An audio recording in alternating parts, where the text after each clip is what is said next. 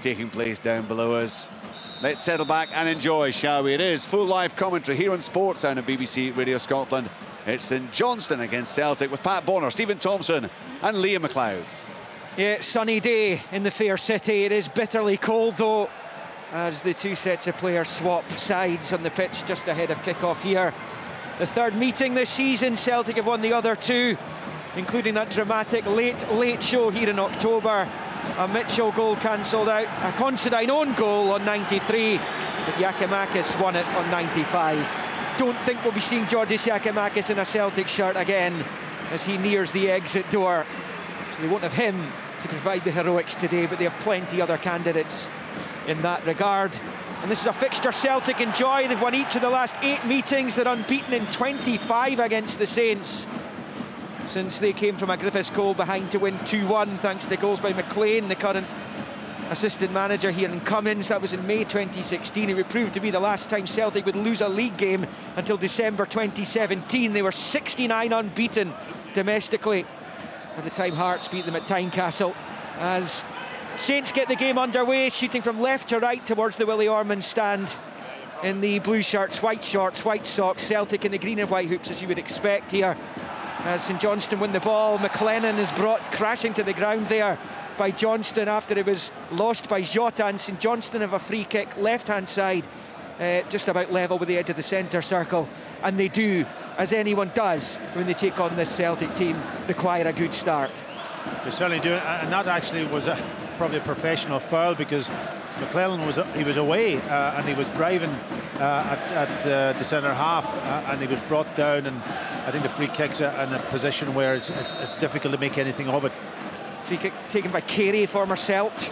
Gets it into the box, cleared by Hatate, met by no one. Callum Davidson, the Saints boss, with his arms outstretched there. They had an early chance to put some pressure on that Celtic defence inside the opening minute of the game, and it comes off a Celtic player last and out for a St Johnstone throw-in, level with the 18-yard line of Celtic on this main stand side, as it's taken short there to Carey, and he rolls the ball back to Cammy McPherson, who looks up, bends the cross ball in brilliantly. No takers though, and Johnstone clears, and it's a little bonus for him. It's come off McLennan and out for a Celtic throw-in over on that far side. Really good ball in by Cammy McPherson, who I think's been playing very well for St Johnstone recently. Yeah, I played with him at St Mirren. His delivery is exceptional from set plays, and on that occasion he put the ball into a really good area. But Andy Considine was the player who was in the middle. If it had been a striker, they might have been a wee bit more on their toes, but Andy didn't really make a movement. He didn't react, did he? No, he didn't. And just looking at St Johnstone, they've gone with a back 4 also, with 2 sitting in front of them, and then that allows them to push 3 higher up the pitch and maybe put a little bit more pressure on Celtic, as we talked about before the game, higher up the pitch. Dramatic late win here last time Celtic were in Perth, and of course 4-1 win it was during the festive period in Glasgow. Doubles for Kyogo and Hatate, as Celtic pick up here with Starfelt, that just crosses the halfway line. It is that back 5, incidentally, for St Johnstone, the 3 centre-backs, with Wright playing on the right-hand side of it and Tony Gallagher over on the left. I don't know, Liam, sorry for interrupting you there. I think it's just not that situation that they were kind of almost forced into a back 5, but it's hard to tell. I think they switched probably from a 4 to a 5 defensively, but they certainly at times they look also that they will drift into a 4 and push right higher up the pitch. It's moved back the way by Carey to this near side, where it's eventually gone out for a St Johnstone throwing off Rea Hatate on this near side, and it will be a throw to be taken by James Brown, who scored that wonderful goal here against Rangers in the 2-1 victory earlier in the season. They actually performed pretty well at Ibrox last week. They were hampered, Tomo, with the red card shown to Nicky Clark. That was later downgraded to a yellow, but it really ruined any kind of game plan Callum Davidson had, albeit Dre Wright probably should have scored just before half-time and made it 1-1 before tripping himself up. It was very unfortunate for Dre Wright. Yeah, I mean, I think performances haven't been that bad on the run that they were on, certainly the last few weeks, and Callum kind of hinted towards that in his pre-match chat with Martin there. The performances have been okay. Obviously they got the win midweek. That was a crucial rot stopper, massive, that one, wasn't it? Massive, because when you're on a run like that, the confidence is obviously very low, and you can see them kind of almost getting dragged towards the teams that are down at the bottom, the 4 teams that are struggling just now. and it just gives him that wee bit of breathing space. Phillips wanted too long on it. He's lucky because a combination of Kyogo and Moy almost won it back off him. He wanted way too long on it, took a heavy touch too. But here's Wright for St Johnstone, crosses into the Celtic box, headed away by Starfelt and helped on its way by Moy before Considine knocks it with the head to the left of the centre circle for Gallagher under pressure from Kyogo. Rolls it forward to McLennan. Gets some space away from Johnston, back to Phillips, and now loads of space for Gallagher. Low ball back's poor. Callum McGregor coolly passes it to Carter Vickers, who boots it clear. That's really good play by St Johnstone down the left, and what a poor cross ball it was. I mean, that's going to really infuriate Callum Davidson. St Johnstone had 3 in the box to pick out, 3 good options. The option for me would have been Graham Carey at the back post, just stand up. He'd made his way in from this right hand side. And the ball into the box, I mean, it was great playing the build-up initially, getting them down, freed on that left-hand side. But you're not going to get that many moments against Celtic when you're in that advanced position with time and space on the ball. You've got to make sure the delivery is good, and on that occasion, it was woeful. St Johnstone with McLennan, cushion header for May, heads it out to this near side. It's easy for Taylor to clear. And McPherson keeps it going for Saints, who started the game pretty well, you would have to say, pretty brightly. It's 0-0, 5 in. Here's Dre Wright rolling it out to Carey on the near side touchline. Then left foot cross balls deep towards McLennan. Johnston reads it and heads away. Gallagher will try and beat Jota to it. He does. Nods it forward to McLennan. It's a foul by Jota over on the far side. And St Johnstone have a second chance from a free kick in that kind of area, given away once again by Jota. Yeah, it's a better position this time, actually. It's a little bit higher up the pitch, and they'll be able to put that ball across into that sort of almost penalty spot between the back 4, well, probably back 7, and Joe Hart. It's all about the delivery. An opportunity again then for St Johnstone. A couple of decent cross balls into the box in the early stages. One poor one there by Gallagher. And there's a couple over this one. Carey took the last, he's going to take this one as well. Left foot is another really good ball in. Doesn't get to Considine, headed away by Starfelt. Foul on Daizen Maida inside the D of the Celtic box by Phillips. And that's a free kick to Celtic, and it remains goalless on 6 minutes in Perth. Yeah, that was a really good delivery, you're right, Liam. A real pace on it, right into the area that you want. And I thought Carter Vickers, I think, was up, challenged and did well, used his strength, and he's not the biggest as we know, but he used his body strength just to keep people from attacking that ball. But it was a really good delivery. Yeah, Graham Carey, of course, started his career, or certainly his career in Scotland at Celtic. He came through the ranks there with Niall McGinn and Paul McGowan. Got first team opportunities when Tony Mowbray was the manager, and to move on to seek regular game time at Spell at St Mirren as well, as Maida picks up on this near side, looking on right. He's now level with the 6-yard line. Celtic's first real 40 forward this. It's Greg Taylor, level with the St Johnstone penalty spot, rolls it to Moy. He's managed to squeeze it infield. Johnston, and then almost broke to Kyogo. Considine was touch tight with him there, and it eventually trickles back into the gloves of Remy Matthews. 7 in, 0-0. Yes, it's really interesting the way that St Johnstone have set up at the back, because for me it looks like a back 4, but they're asking Dre Wright to come back and pick up Maeda as soon as, and that allows then Brown to go on a little bit more on the inside and pick up anybody who's running from midfield, where Hattati always likes to drift into those little spaces down the side of the centre half. So defensively it's a good organisation, and then it also allows Dre Wright to get up the pitch a little bit more when they're attacking. There was a 0-0 draw between these two in 2015. That is the only time Celtic have failed to score at McDiarmid Park since their first visit here in 1990, which they lost, incidentally. Steve Mascray opened the scoring in the opening minute. Curran and Turner scored the other two. Collins and Coyne with the Celtic goals. The Saints won 3-2. But Celtic have scored in all but one visit here. It's the long ball towards Stevie May. He's managed to briefly get in behind Carter Vickers. The rutted surface, I think, helped the American international there as he wins it back for Celtic, finds his keeper, and Hart clears. Phillips with the ball forward first time. It's a poor one, though. He's another who had a decent game at Ibrox last weekend. As it's picked up here by Carl Starfelt, taking it up towards the halfway line. Yeah, both St Johnstone and Aberdeen in the last few days have met Motherwell at the right time. You feel 2 important victories for those two clubs. they battle for top 6 positions.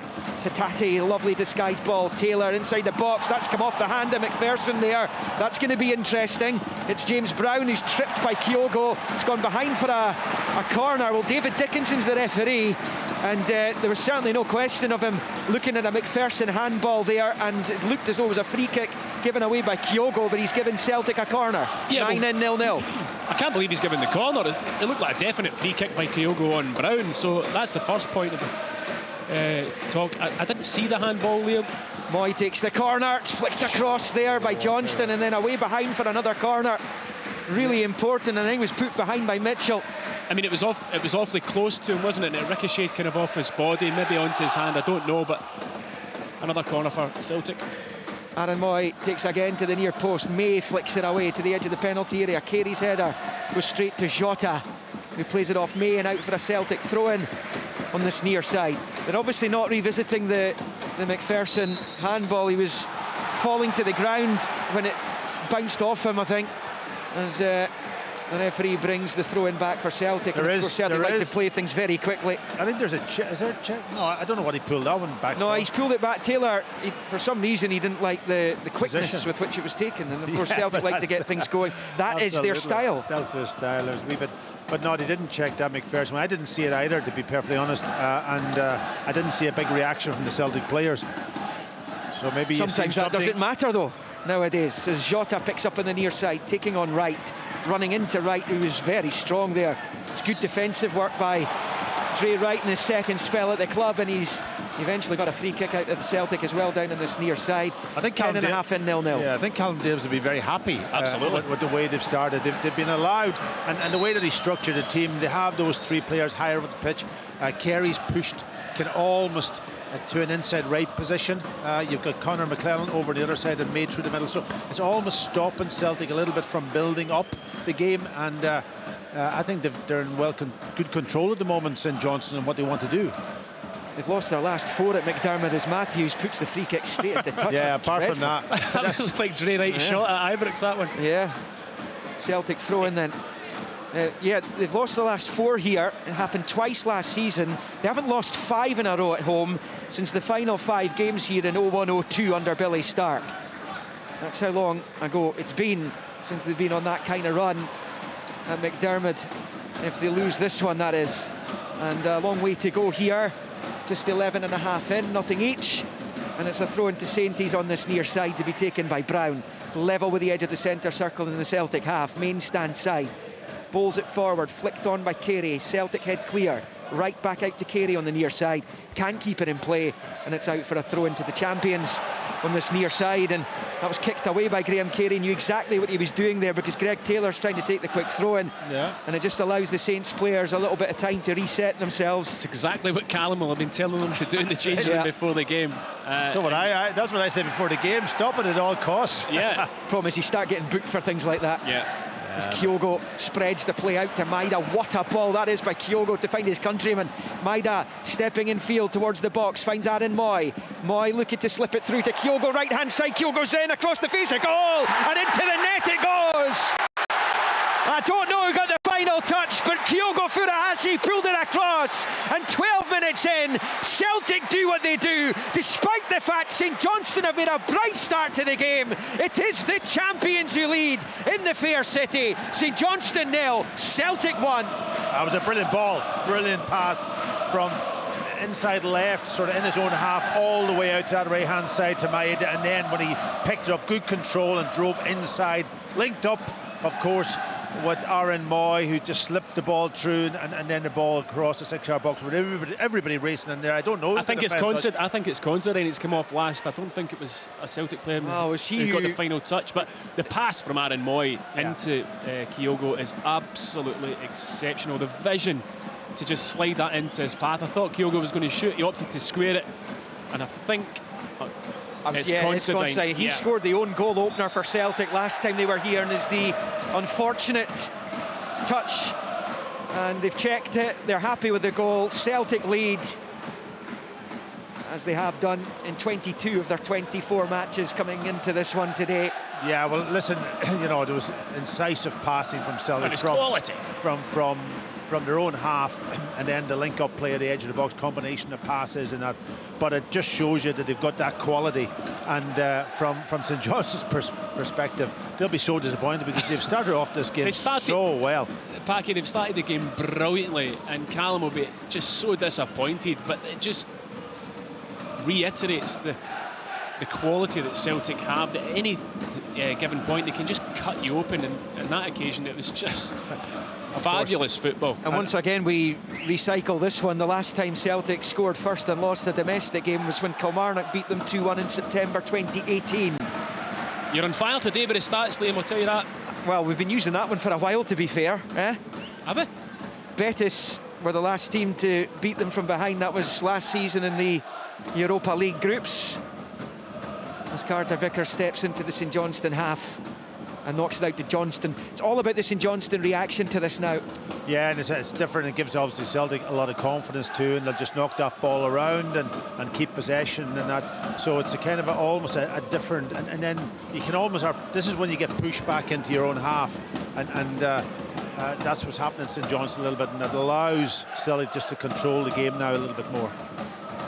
Taylor chasing that, wasn't the best pass in the world, but he does well to get back onto it. Finds Carter Vickers, and now at the edge of his own box it's with the Celtic keeper Hart as he squares it to Starfelt, and he moves it up the left hand side for Hatate.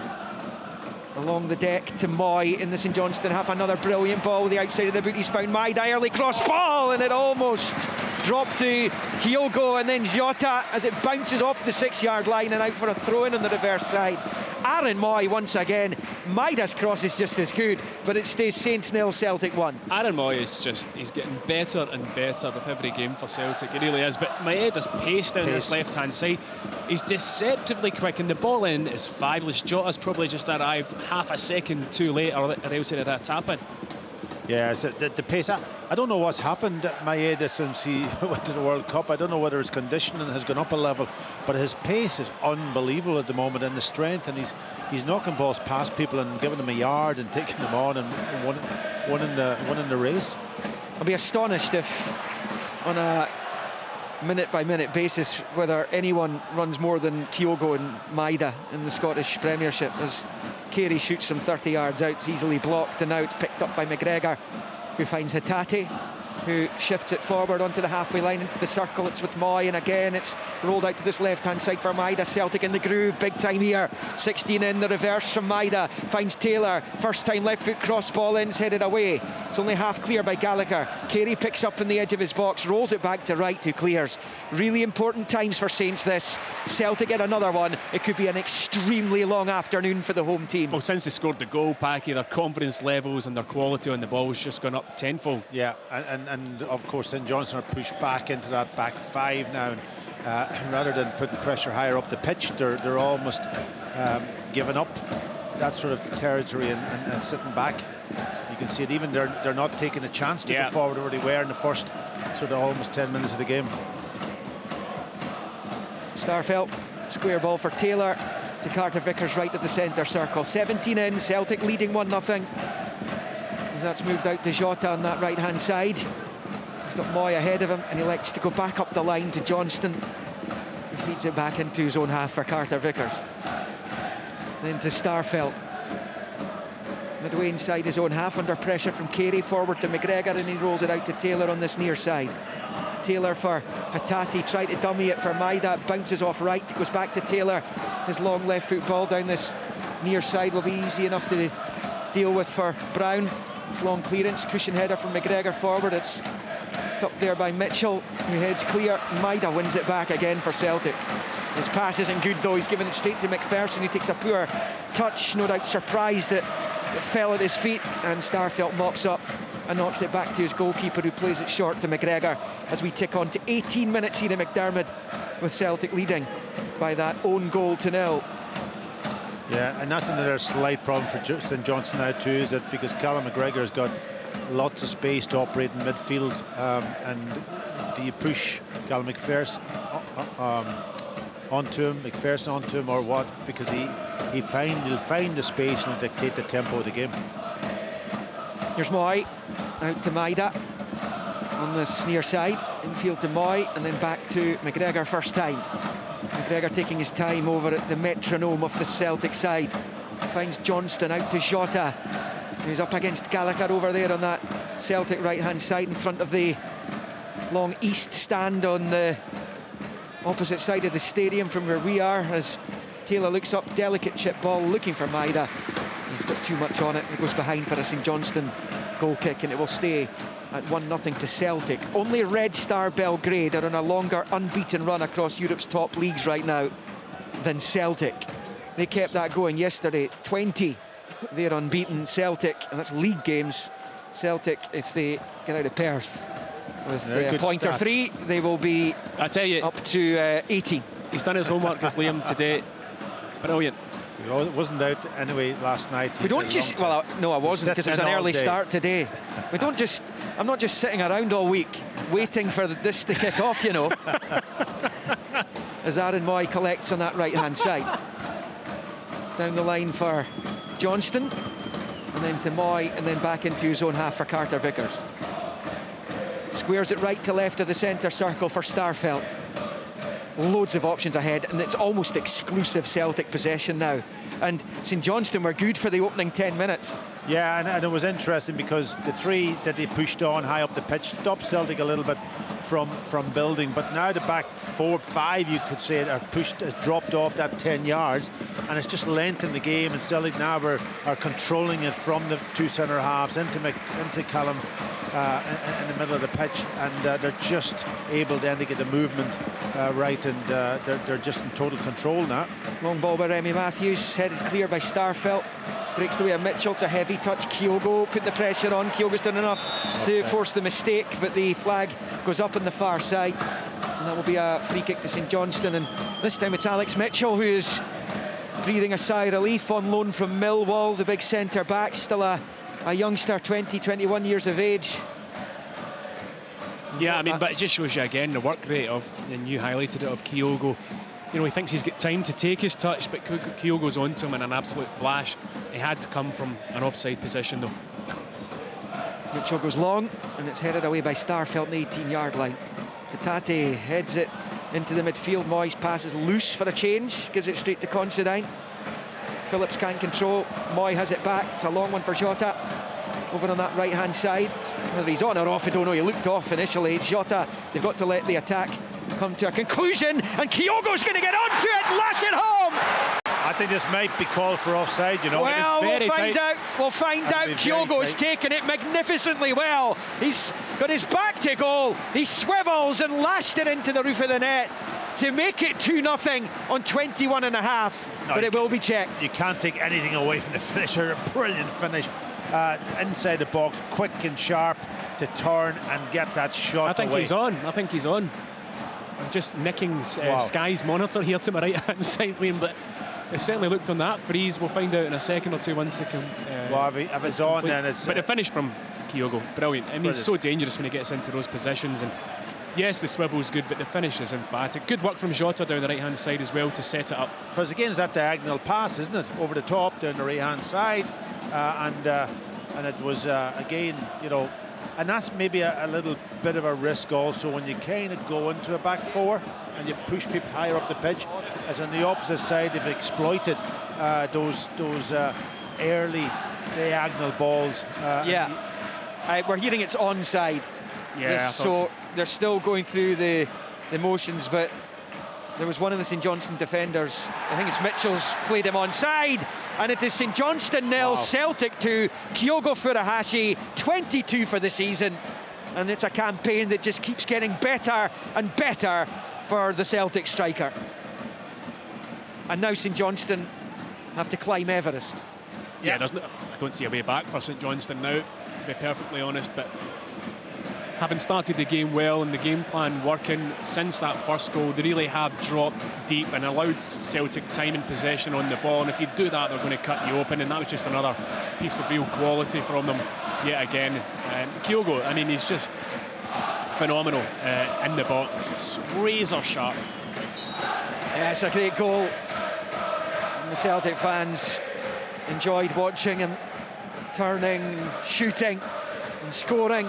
Yeah, now for St Johnstone it's a matter of trying to almost stay in this game somehow and not lose anything else, because what they don't want is to get turned over by 4 or 5 goals today and 6, and then the confidence goes out of your team. And over the last couple of weeks they've got it back a little bit. Well, the bonus for them is that Celtic don't have much quality on their bench to bring on once they're tired.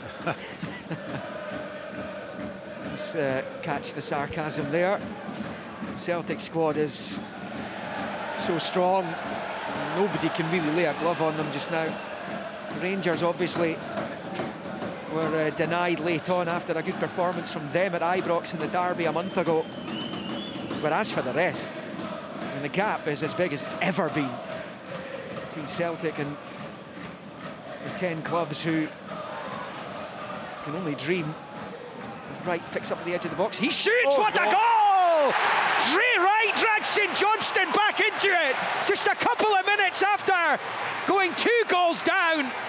Wright's just sent a fizzer past Hart, who did get a touch onto it from about 25 yards. Wow. Dre Wright scores, and it's Saints 1, Celtic 2 on 25. What a strike that is from Dre Wright. He picks the ball up on the angle, probably good 22, 3 yards out, and he absolutely lasers it with his right foot. I think the ball moves in the air. I think Joe Hart should do better. He does get a slight touch on it.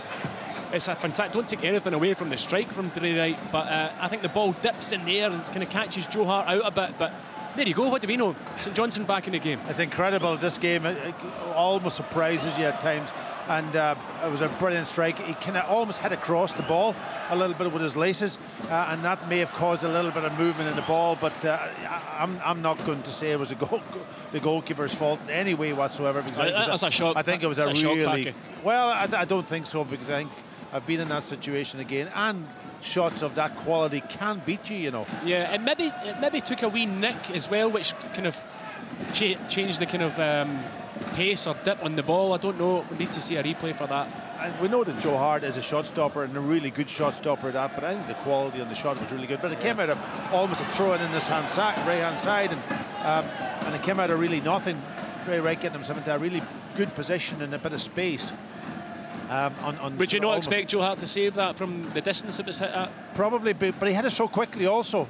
You know, it just almost he turned and struck it when people didn't expect it. It took us all by surprise a little bit. It was going to take something like that. It didn't matter when it came. For St Johnstone to make a game out of this, something special was going to have to happen, and it has done. And Dre Wright reduces the gap back to 1 with a terrific goal. His 4th of the season. Scored an excellent goal at Fir Park during the week as well. Yep. To give St Johnstone the lead. They eventually beat Motherwell 2-0. Well, they needed it to happen quickly as well, didn't they? To make a game of this. They did, and the game was going to run away from them if they didn't get something out of it. Really didn't see it coming at all. No, but now they can actually maybe get back to what they were doing earlier in the game. And look at even now, they're almost 10 yards higher up the pitch, even the starting point from the back 4, and stay there. Don't. I know you take a risk with the ball over the top. And you should really be able to deal with diagonal balls, diagonal passes about 40 or 50 yards if you get your positioning right. Saints made it very awkward for Celtic last time they were here back in October. And it is Carey in possession over to that left-hand side, forward out to the touchline to May. A couple of touches and he gives it straight to McGregor, and his touch finds Moy, who clips it out to the right for Jota. Jota 27 and 2-1 to Celtic. Jota attacking Considine, stands his ground brilliantly well, and then he smacks the ball off referee David Dickinson, and that will be an uncontested drop ball in St Johnstone's favour. 27.5 minutes. He did well there, Andrew Considine, really well, because of the centre half getting dragged out into almost a left back position where you don't want to be as a centre half up against Jota, but he just held his ground well and just got his timing right on his tackle and won it. So that's good defending from him. Yeah, I mean, he knows that part of the defence pretty well as well, doesn't he, Packy? Andrew Considine played plenty there for Aberdeen over the years. I listened to Willie Miller talking about him when Aberdeen had all their problems in the centre half position, and he was wishing that he was still back there, maybe doing a role, not just maybe in a team, but often you know, and around the dressing room too, and calming people down. So he's got all that experience. Callum McGregor will take the free kick for Celtic here. It's a bit left of the centre circle in the Celtic half. And it's shifted to Carter Vickers. He knocks it back to Joe Hart. The league takes a back seat next weekend. The 5th round of the Scottish Cup will take centre stage. It begins on Friday on the BBC Scotland television channel. Hamilton Accies against Hearts. Celtic hosts St Mirren on Saturday. 5:30 kick-off at Celtic Park. There's 4 3 o'clock kick-offs. Rangers Partick Thistle on the Sunday, and the draw for the quarter-finals before Darvel Falkirk on the Monday night. Again on the BBC Scotland television channel. So TV Friday and Monday, radio Saturday and Sunday. Here with Sports Sound, BBC Radio Scotland, 810 medium wave on BBC Radio Scotland Extra, online at bbc.co.uk/Sports Scotland, and on BBC Sounds. And on your smart speaker, as Celtic pick up in the right with Johnstone. We're in the 30th minute of the game. Saints 1, Celtic 2. Yeah, just going back to Joe Hart too, I think this would have been a 7th successive shutout if he was going to get it today, which would have been really good, and that goes out the door, I'm afraid, so he'll be a bit disappointed. He will be, but his team is leading. There's actually, Packy, if you're interested, before today only Newcastle had strung together more clean sheets in a row in the European top leagues than Celtic. They just keep coming. They just keep coming. It's an injury to St Johnstone player. There's a late challenge over on the far side. Alistair Johnstone involved, and he's been waved away by David Dickinson, who just warns the Canada international. It's going to be a St Johnstone free kick just to the near the left angle of their own penalty area, and they will have a chance to just calm things down again, take stock of where they are. It was Conor McLennan who was upended. He's back on his feet now though. And Remy Matthews over the free kick for the Saints. Half an hour in. Celtic leading by 2-1. A Constantine own goal. Kyogo Furahashi's 22nd of the season. Dre Wright pulling St Johnstone back into the contest as Aaron Moy collects on the right and rolls it back to Carter Vickers. Under pressure from Carey, he goes down. Free kick St Johnstone. Well, Carter Vickers has caught him despite the fact it was he who was in possession. A flailing arm has caught Carey, and St Johnstone have a free kick about level with the edge of the D of the Celtic box over on that left-hand side as they attack the goal to our right. He certainly didn't mean it, I don't think, Packy. He just turns away.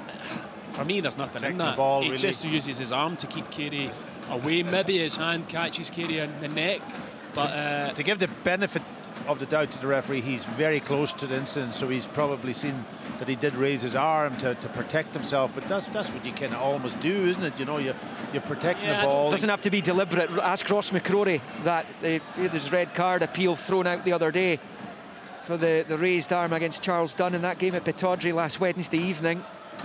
It's going to be a free kick to St Johnstone, and it's Carey and McPherson who are over it. There's a group of players round about the penalty spot, and it comes from Carey. It's low, not sure that's what he intended. Celtic eventually deal with the combination of Taylor and Kyogo. As McPherson picks it up for Saints, stabbed by Wright to the right of the box for McLennan. Takes a touching, crosses ends, missed by Mitchell. Stevie May trying to get it under control. Rolls it out to Carey. Dink ball across, is booted clear by Carter Vickers, who gave away the free kick in the first place. 2-1 it remains to Celtic. St Johnstone though, they've dusted themselves down, they've got the goal, they're back in the game, and they're on the attack with Carey, whose cross takes a touch and goes behind for a St Johnstone corner as Callum Davidson applauds the efforts of his players. Saints 1, Celtic 2 on 32. Yeah, keeping a little bit of pressure on Celtic from obviously getting that fortuitous free kick, and then the ball coming out, keeping the ball in, and putting that pressure on. They've got a bit of height in the box also. In comes the corner kick on top of Hart, punches away with the right fist. Phillips wins it back off Maida on the near side. Phillips back to Wright. Wright has the ball, he plays it across into the box here for Carey. Out to the touchline for Wright, crosses in. It's just gone past McGregor and headed away by Hatate. Good period this from St Johnstone. Can they profit from it though? And then Jota and Kyogo run into each other. Long ball into the Celtic box, headed away by Taylor. Only as far as Phillips, he stabs it towards, I think Carey was the target. It's bounced off Wright. McGregor clears. I think it's taken a touch off Wright, and out for a Celtic throw in on this near side. Yeah, it was a nice bit of sustained play from St Johnstone, just testing that Celtic defence out, but they've come out on top, and now they're back in control. What they're throwing down this left-hand side with Taylor.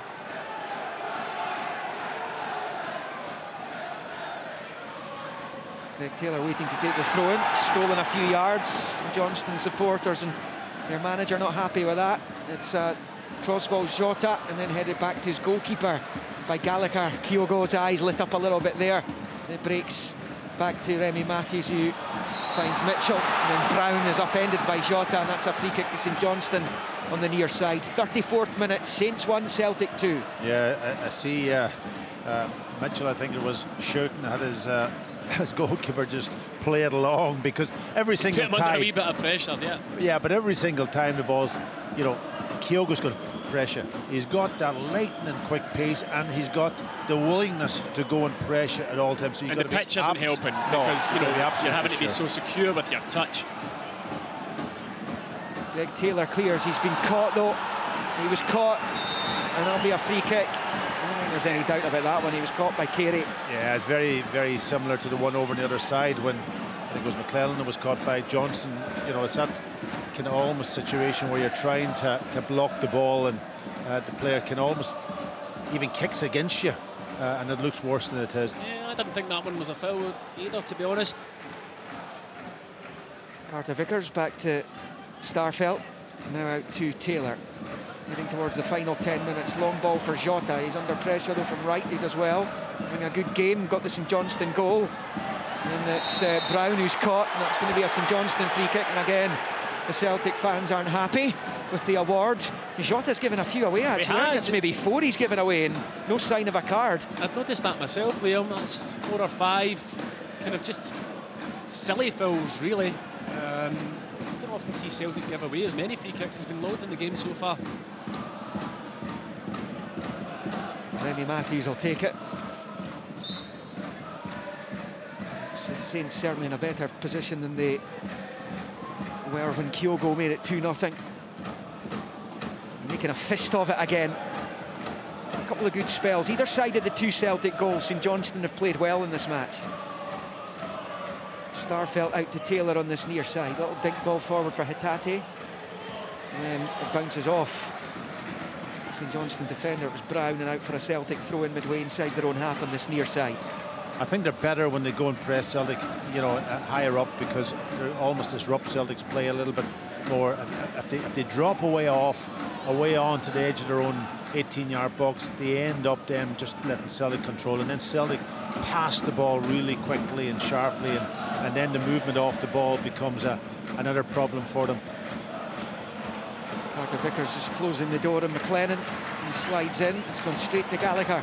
Over on the left-hand side, looks up, gets the cross ball in. Too much on it for May, though, and Hart clutches onto it on his 6-yard line. 36.5 on the clock. Saints 1, Celtic 2. As Taylor comes forward and finds Hatate. And back to McGregor, who then rolls it out to Jota on the near side. Into McGregor, back to Jota. That's a little heavy on the touch there. It allows McPherson to make the challenge. Breaks back to Hatate, who sweeps it into the centre circle for Carter Vickers. Short balls, central area for Kyogo. Now Jota, he clips it forward. What a ball! Moy takes a touch and lifts it over Matthews, and that is magnificent from the champions. Aaron Moy has the pleasure of finishing that move, which was picture perfect. And it's a terrific finish by Moy, and it is St Johnstone 1, Celtic 3. There ain't much he can do about that. That was a set-up play from Jota again, just quality on the ball, getting him some into that little space between the back 4 and the midfield, drifts off the left-hand side in there, and then when the ball comes to me, just has the skill and the ability just to lift it over the defence, and Moy getting into a great position again as that higher up midfielder on the right-hand side, and just a good finish. I thought he was going to square to Kyogo. It comes from Kyogo dropping short initially and getting turned, and that's what starts the attack. The ball into Jota. Jota then can see Moy going past him, but he can't really work out a way to get the ball to him. Decides to flick it over the top of the St Johnstone defence, and Moy's composure to take the touch and then lift it over Matthews. I mean, that is just top quality football from Celtic. Pure artistry from the champions. And straight from centre, Phillips has tried to chip Joe Hart, but the referee wants it retaken. But Celtic have their 2-goal lead back.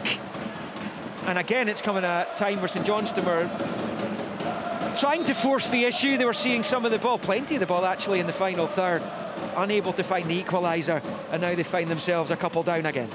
There's not much you can do. I mean, really, you've got to just sit back and applaud the quality of that goal. I mean, I suppose maybe you could have got tighter to Kyogo when he drops off and initiates the move, but after that, I mean, you're just standing back and applauding. And again, Aaron Moy, I know I said it earlier, involved heavily. It really is. Was he at St Mirren when you signed? He was, yeah. Oh. Here's a chance again, and it's Jota. They're claiming handball against Dre Wright. Jota with a little back flick, and then he fouls Wright. That's a fifth foul by Jota in the game. Yeah. 39 minutes in, Saints 1, Celtic 3. And the reason we're highlighting it is Jota doesn't generally give fouls away. But he's given 5 away in this first half. He seems to be getting away with it because he's not, as you said, he's not normally giving fouls away. Had that been Scott Brown, for instance, I'm pretty sure he'd been booked by now. But going back to your point about Aaron Moy, he was at St Mirren when I first joined. He was playing in a kind of more advanced role, sometimes as a number 10, as a striker almost. He had ridiculous quality on the ball. Well, he's at Man City, wasn't he, at the time? Yeah. He's on loan at St Mirren. And his finishing was very, very good. However, he never managed to kind of get a run in the team, if you like. I don't know why, but since then he's really kicked on. And at Celtic he started, possibly, people were suggesting he's maybe not fitting into the system. Is he fit enough? But as the season has progressed, his contribution has also progressed to the point now where, I know he didn't play midweek, but he's probably Celtic's best player at this minute. Yeah, he's keeping Matt O'Reilly out of the team. Matt O'Reilly is the top assister in the division right now, and the yellow card. Jota makes his 6th foul in the first half, and David Dickinson's pointed to, I think, maybe 2 or 3 of them in other areas of the pitch there, and Jota gets a yellow card, and that's been in the post for a while. 40.5 on the clock, with Celtic leading by 3 goals to 1. Yeah, and the problem for Jota is that he's a winger, forward player. They're not good tacklers, I'm afraid to say, in a 1v1 situation, and he gives away them silly little fouls, and he's now been booked. But this is a good opportunity again for St Johnstone on that almost their left-hand side, right just about a yard outside the corner of the box, and that to deliver into that space again. Delivery's been decent. Again, it's McPherson and Carey over it, 2-man Celtic ball. This is over on the left-hand side of the St Johnstone box. They've had a few of these in this first half. McPherson to the back post, and Hart holds on. McLennan was at the back post area, but the keeper takes all the sting out of it, and it remains 3-1 to the visitors as Hart bowls it out quickly to Moy on this near side. A beautiful touch away from right infield for Hatate, then back to Aaron Moy. Yeah, that free kick, it was the worst of the ones they've had so far. Just too much height in it, and allowed Joe Hart to easily come and claim and then set up Celtic again on a throw down this left-hand side. Starfelt clips it forward. Maida gets, I thought he got the break of the ball there, and Wright clears. The flag's gone up on the far side anyway, almost on 42, with Celtic leading 3-1. I mentioned earlier that when they do score the first goal, they generally don't go on to lose the game. That Kilmarnock game, the last time they scored first and lost a league game. I mentioned the Betis game, and it's been flagged up to me correctly that they, of course, led the Scottish Cup semi-final against Rangers last season and lost at Hampden. Generally speaking, they're terrific front runners. And McPherson wins it back in the midfield for St Johnstone. Breaks to McGregor, though. Now it's with Johnston, and out on the far side, Moy infield looking for Hatate. Straight to Phillips, though. We're on 42.5. Saints 1, Celtic 3. Long ball again. We're in a situation where St Johnstone need the next goal as May puts pressure on Starfelt. He turns it back to his goalkeeper. Hart first time out to this near side for Taylor. Infield to McGregor, to Starfelt. Heavy touch. Well, he didn't want the ball, but he dealt with it well enough. Now it's with Taylor, who clips it into the midfield looking for Hatate. It's gone straight to McPherson, and now it's Stevie May attacking Starfelt on his own at the moment, though he needs some help. Help doesn't arrive. Celtic gang up on him, and now they're away in the counter with Aaron Moy in the midfield. In the centre circle, bends it out to Jota over on that right hand side. His pass goes straight to McLennan, though. Johnston kept it in play. He was strong against McLennan. Now it's McGregor. Chip ball forward, looking for Kyogo. Well read by Mitchell, who clears for St Johnstone, and out for a Celtic throw-in over on that far side. When they're at full tilt, you cannot stop the Celtic side right now. Well, it's the movement off the ball too that is also impressive when they have the ball, and then when they lose it quickly, they hound you in packs, and that's the two key attributes, I think, apart from all the technical ability they have on the ball and so on. Adding that to a team, and if they're all willing players are all willing to do it, very, very difficult to play against. McGregor, low ball, looking for Jota, cut out by Gallagher, who's passed it to McPherson.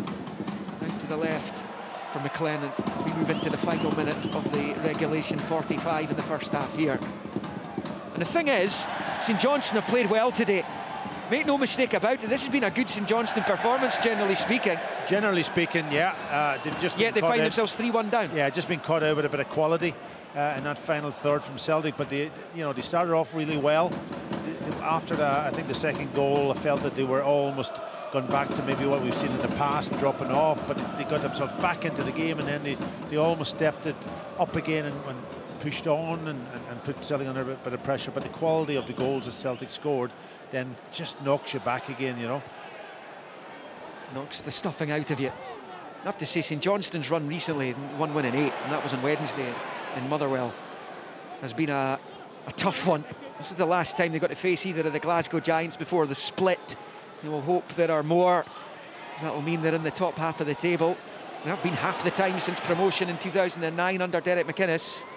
It's a great switch of play by Dre Wright. 3 minutes of injury time added, we're into the first.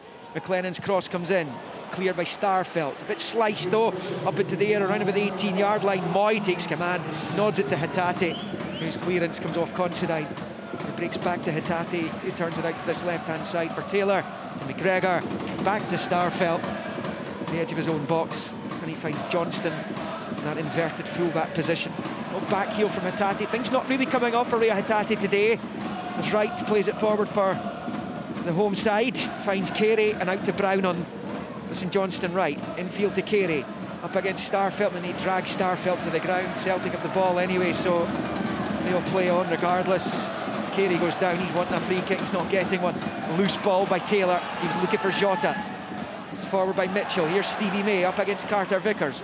In the penalty area is May trying to wrestle Carter Vickers. May's gone to ground, and there's a few optimistic shouts for a penalty from the St Johnstone supporters, and it stays Saints 1, Celtic 3. You're doing well to get yourself A, past Carter Vickers, and then B, hold him off. Yeah, I mean, he knocks it past him and just tries to get round outside of him, but Carter Vickers obviously too strong for him, and then kind of theatrically goes to ground. No chance it was a penalty. McGregor picks up and rolls it back to Taylor. He finds Carl Starfelt. A few weeks' time, of course, Celtic will be contesting the first piece of major silverware of the season against Rangers in that League Cup final. Got the Scottish Cup next week against St Mirren, and a couple of league games in between. It's a big month for Ange Postecoglou, who's standing down there in front of his dugout, the edge of the technical area, as is Callum Davidson to his right. Talking about pitches, they'll be hoping that Hampden pitch is in a better state than I'd like to think so in the semi-finals. Taylor forward for Hatate at the edge of the box, up against Brown, rolls it to Jota. Now Moy, it's Jota, his efforts deflected, Kyogo's there, and he scoops it over the bar from 6 yards. You feared the worst for Saints there. It stays 3-1 in first half stoppage time. Yeah, he should have scored. It came to him. I think it was at a height that he could deal with. It was quite high, but I think he could have just almost got better contact on the ball. But again, those three players, Moy, Jota and Kyogo, all involved in that little cameo. He just rushed it, didn't he? I think he felt the presence of the St Johnstone defender and kind of rushed his shot, put it over the bar, which was a surprise given how deadly he is in those situations. It's all the way back here with Hart, and this is the final 10 seconds or so of the allotted injury time. Starfelt taking it for Walkies outside his box. He plays it short to McGregor, back to Starfelt, and that's half-time in Perth. Celtic in a very strong position, as they normally are at certain stages in games, and once more it's at half-time here. They were 3-0 up against Livingstone in the week. At the break, it's 3-1 here in Perth. And Andrew Considine own goal. That was the same opening goal scorer here in the meeting in October. He was the unfortunate victim as Kyogo pulled it back, and that gave Celtic the lead. And they looked pretty good from that moment on. 22 minutes had come and gone when Kyogo fired home himself after a terrific clip ball into him, and he smashed it on the turn into the net, and it survived the VAR check to make it 2-0. Dre Wright pulled Saints back into it just 3 minutes later with a fabulous strike. Some of the quality of the goals this afternoon has been outstanding. Even the own goals, great build-up play by Celtic, who reclaimed their 2-goal lead on 38 minutes. Sumptuous play as it was lifted into Aaron Moy's path by Jota, who clipped it over Matthews and into the net. And that is the tale of the first half here. Chances for both sides out with that, but at the break it's St Johnstone 1, Celtic 3. On digital radio, FM, online at BBC Sports Scotland, your smart speaker, and on BBC Sounds. This is Sports Sound from BBC Radio Scotland. There's no substitute.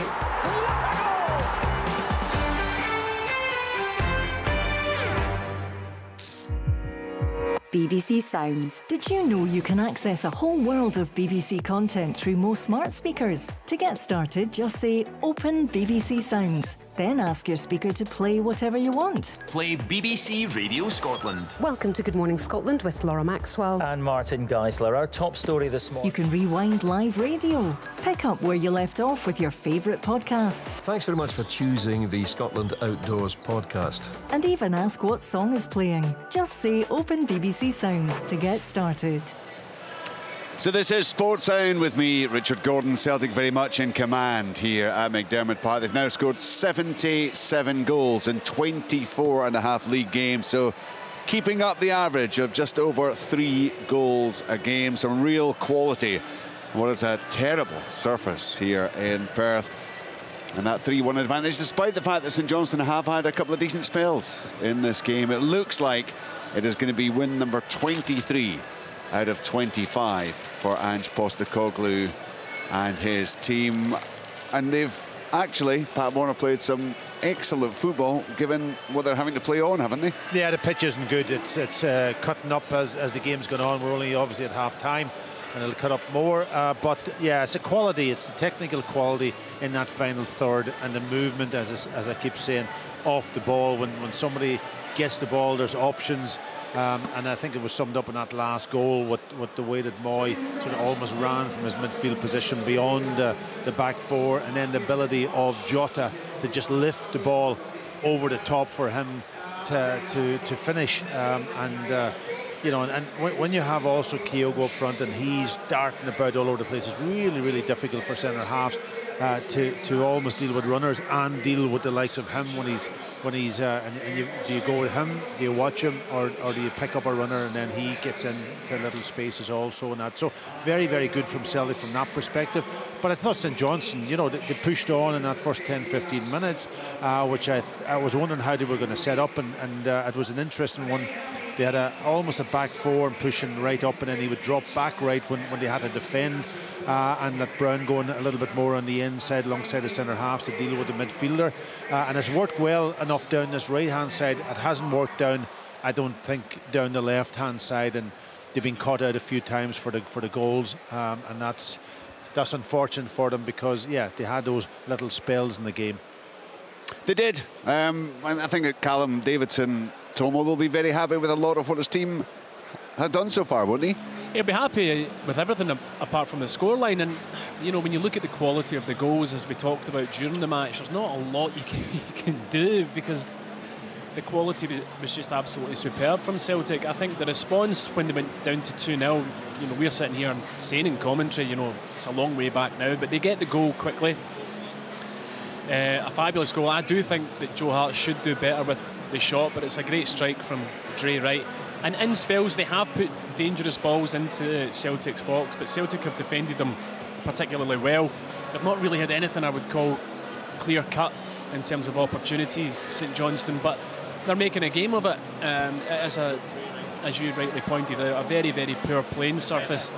But yeah, I mean, they will be pleased with aspects of the first half, St Johnstone, no doubt about it. But Celtic's quality is just too much for them, and the next goal is obviously vital in the match. If it's for Celtic, then it most definitely is curtains. But if St Johnstone manage to get the next goal, then they might just push Celtic towards the end of the game. Celtic, though, in total control, really, in terms of the ball and the quality that they have on the ball. And the thing about it is, with the pitch, it's not really deterred them that much. They've still managed to move the ball at pace and show their quality. So, you know, the advantages of the pitch being poor, you think would play into St Johnstone's hands. It hasn't really transpired. Just in terms of that St Johnstone goal impact, we know that clearly a keeper has to literally throw a ball into his own net before you'll criticise him. But Hart gets it, he gets a hand to it, he's got to save that, doesn't he? Well, I thought, like all of us, we were sitting up here, I didn't expect that shot, and I don't think he maybe expected it, so he may have been slightly on the move. But he got there, he got there and he got a hand to it. Yeah, and we were talking about maybe a little bit of movement on the ball because he's kind of had across it, whether it's taken a little deflection, as Stephen maybe mentioned, it might have been, it's hard for us to see, but certainly, he got a decent hand, but I thought the strike was really good, and it was what St Johnstone needed at that point in time. So am I going to criticise Joe Hart? Probably. Maybe privately. We'll have a look at it and we'll see then. I'll come back to you on it. Okay.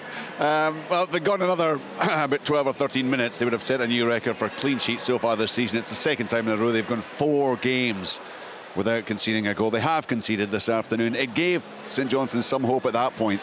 But you just have to be so 100% focused and concentrated defensively against this Celtic team, don't you? Otherwise, they're just going to keep doing this, picking you off. Yeah, they are, and that's the quality they have, and it's very difficult.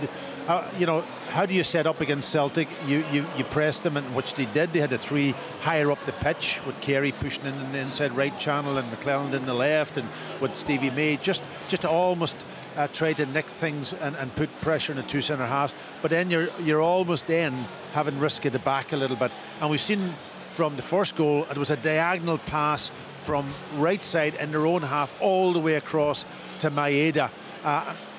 You know, do you criticise anybody for not getting there to intercept that ball? Probably not, but you've got to do a little bit better then when Maeda picks it up. Now, he's a quality player, he's got strength, he's got pace, but you've got to try to slow him down and give your defence a little bit of a chance, and that quality of defending then at the back, when you don't have maybe an extra player back there, you're getting caught out. So no matter what you do with Celtic, whether you press them high with an extra player or you drop off and leave the ball with them, you're always going to be under pressure because they have always that quality, and then they play in between the lines, like, you know, and that's the other thing. There was a period in the game also that Callum McPherson was starting to dictate the game. Cammy McPherson. Sorry, Callum McGregor, I meant to say. All right. Apologies. Sorry, I mix up the 2 Cammies and the Callums. But anyway, Callum McGregor started to dictate the game because one of the midfielders then can't step out there because the other 3's higher up, and he ends up becoming that quality player that just influences the whole game then. And then when you go and push onto him, you're leaving the space behind you if you're a midfielder, and then they'll exploit him between the lines then, and that's what they're really, really good at. It's also notable, Tom, that while St Johnstone generally are going long from the goal kick, Celtic are still trying to build from the back. You've got to have an awful lot of confidence, haven't you, to be able to do that on this surface? You do, but you know, they're never going to change the way they play regardless of the surface, and there has been a couple of times it's bobbled up. Starfelt nearly get caught just towards the end of the first half, but I think in general they've coped with the surface incredibly well, Celtic, and it's certainly, when you look at the quality of the goals that they score, it's not detracted from them. And you know, we're talking about St Johnstone having to defend and how difficult it is because of the overloads and because of the movement off the ball from St Johnstone, from Celtic, but you know, you look at the first goal, the pass from Aaron Moy through to Kyogo, it's just, you know, how do you defend against that type of quality? It's just superb. And then obviously the third goal, definitely one to look out for in the sports team tonight. Been a lot of good goals this weekend, actually. You know, Humphreys last night was obviously ridiculous, but I mean, this goal was fabulous as well. A really top quality goal, and I mentioned it during commentary. Aaron Moy's just getting better and better, and you can see with his finish, that's a player whose confidence levels are sky high just now. The composure, everything just was in slow motion for him. He knew exactly what he was doing. So yeah, I mean, I've been impressed with Celtic, because it could have been a very difficult afternoon for them today with the playing surface, and they've coped with it really, really well. Second half of last season, Pat, when Matt O'Reilly came in and got his place in the team, and he looked immovable in that side. We heard Liam saying there he still has the best assists record, I think Liam said, in the top flight. But Moy has been, well, has he been Celtic's best player in the last couple of months? Yeah, I think so, and I think because he got out running the team when Callum McGregor, got it right this time, was out of the team injured, he stepped in, and I think you know, it allowed him to get his fitness level up, I think, and when he went to the World Cup, then he was a sensation for Australia, and then he's come back with all that confidence, and confidence is a huge thing, coupled with ability, and he believes in himself now. He believes that he's a part of the team, and he looks, you know, Matt O'Reilly struggling to get back into the team to make an impact, and he was so good, Matt O'Reilly, but he had to do the Callum McGregor role, and it allowed Moy to play a little bit higher up the pitch. And that's where he's going to play now. I don't think he's going to come into the team, even if Callum McGregor gets injured, he wouldn't go back into that role. And I think now they've got Iwata in there, so he would be the one that steps in. So yeah, and there's a big fight on in that midfield to try to get a place. You've got David Turnbull also. Yeah, I mean, it's so difficult to get into the team, really. Yeah, and the way the manager handles it is he keeps changing it after about probably 60 minutes, keeps them all up to speed by giving them a wee turn. But you want to start. Yeah, absolutely. You somewhat sarcastically talked about the bench earlier, Tomo. I mean, it's astonishing, isn't it? Haksabanovic, Abada, Turnbull, Kobayashi, Iwata, O'Reilly and Forrest. It's got to be up there with one of the strongest benches the Scottish top flight has ever seen. Yeah, and that's the squad that Ange Postecoglou has built. His recruitment has been fabulous, and what it does is create competition for places, which is what every single manager wants. It really helps develop your squad, but it helps bring the best out in players. When you know if you drop your levels that you're not going to be in the team the next game because of that competition, then it inevitably rises the level of the quality of your own play. I would think that Jota might come off. I don't think in that first half, it was so weird to see him making so many fouls. He's eventually been booked. He's looked frustrated at times, but then, you know, I would imagine he might come out. I mean, he still had a big part to play in some of the build-up. He did, of course he did. You know, he's got that quality, but it was really strange to see him just make all these kind of petty fouls, and the referee eventually was given no option but to show him the yellow card. But yeah, you know, the squad is incredible. It really is. It's such a strong squad. And I suppose maybe the one thing you would say is, you know, with Giakoumakis looking like he's not going to play for Celtic again, do they require another? Well, they've brought Owen, haven't they? Yeah, Owen's in, yeah. But, you know, just the two of them, Giakoumakis for me gave them a slightly different option if they needed it when required, in terms of balls, when you put the ball into the box in the air, because Kyogo doesn't even challenge for the ball when it comes up to centre halves. It just stands out the way. There was one at the halfway line early on where it almost looked like it was 60-40 in his favour. It was Andrew Considine, I think, who went to it, and he just stepped aside. He said, no, I'll just wait because it'll come my way. Yeah, I'll just deal with it when it comes in the box. I think that's how he looks at it. But his movement, Richard, you watch Kyogo, you know, incredible. Every single time, and it's closing down also of a, you know, pass back in that there. You don't get that from centre forwards. I don't know, Stephen, you did your share of maybe defensive work, but it was a different maybe. But he's on the go all the time. If that ball's passed back, he's lightning quick to get, and he'll close people down. And that's a brilliant asset to have if you're a manager taking in a striker who will do that. Plus the other part, which is score goals and be on the attacking side. I just seen Abada going in there taking his top off, whether he'll be coming on maybe at half time for Jota. Yeah, but I thought that might be the swap that certainly would be going through Ange Postecoglou's mind, just in case Jota was to get himself sent off. He doesn't want that. From Callum Davidson's point of view, yes, he wants to get back into this. As you said, Stephen, next goal would have a big bearing on how this game may now pan out. But it's also in the back of his mind a bit of damage limitation. I think if it goes to 4, then damage limitation absolutely comes into his mind. But, you know, I think he'd probably be of the mind that they've already scored against Celtic at times during the first half. They were getting into advanced areas without that final piece of the jigsaw. Why not just go for it? I mean, what have you got to lose? Celtic players are back out. No changes, it would seem, at half-time. Here comes St Johnstone, led by their captain for the day, Stevie May. It's 3-1 for Celtic. 45 minutes left of this Premiership weekend. Live here on Sports Sound and BBC Radio Scotland. With Stephen Thompson, Pat Bonner, and with Liam McLeod. The 72nd league meeting between these two in Perth. Celtic have won 43 of them to Saints 16. There have been 12 draws. And Saints currently on their longest winless run in the history of this fixture. One more, a couple more now actually, than the long time they went without a victory over Celtic between 1999 and 2011, though they weren't always in the same division quite clearly during that time. They've also only managed to score 6 times in the last 20 and a half meetings. Kane with a couple, Wright's now got a couple, Rooney and Mitchell with the other 2.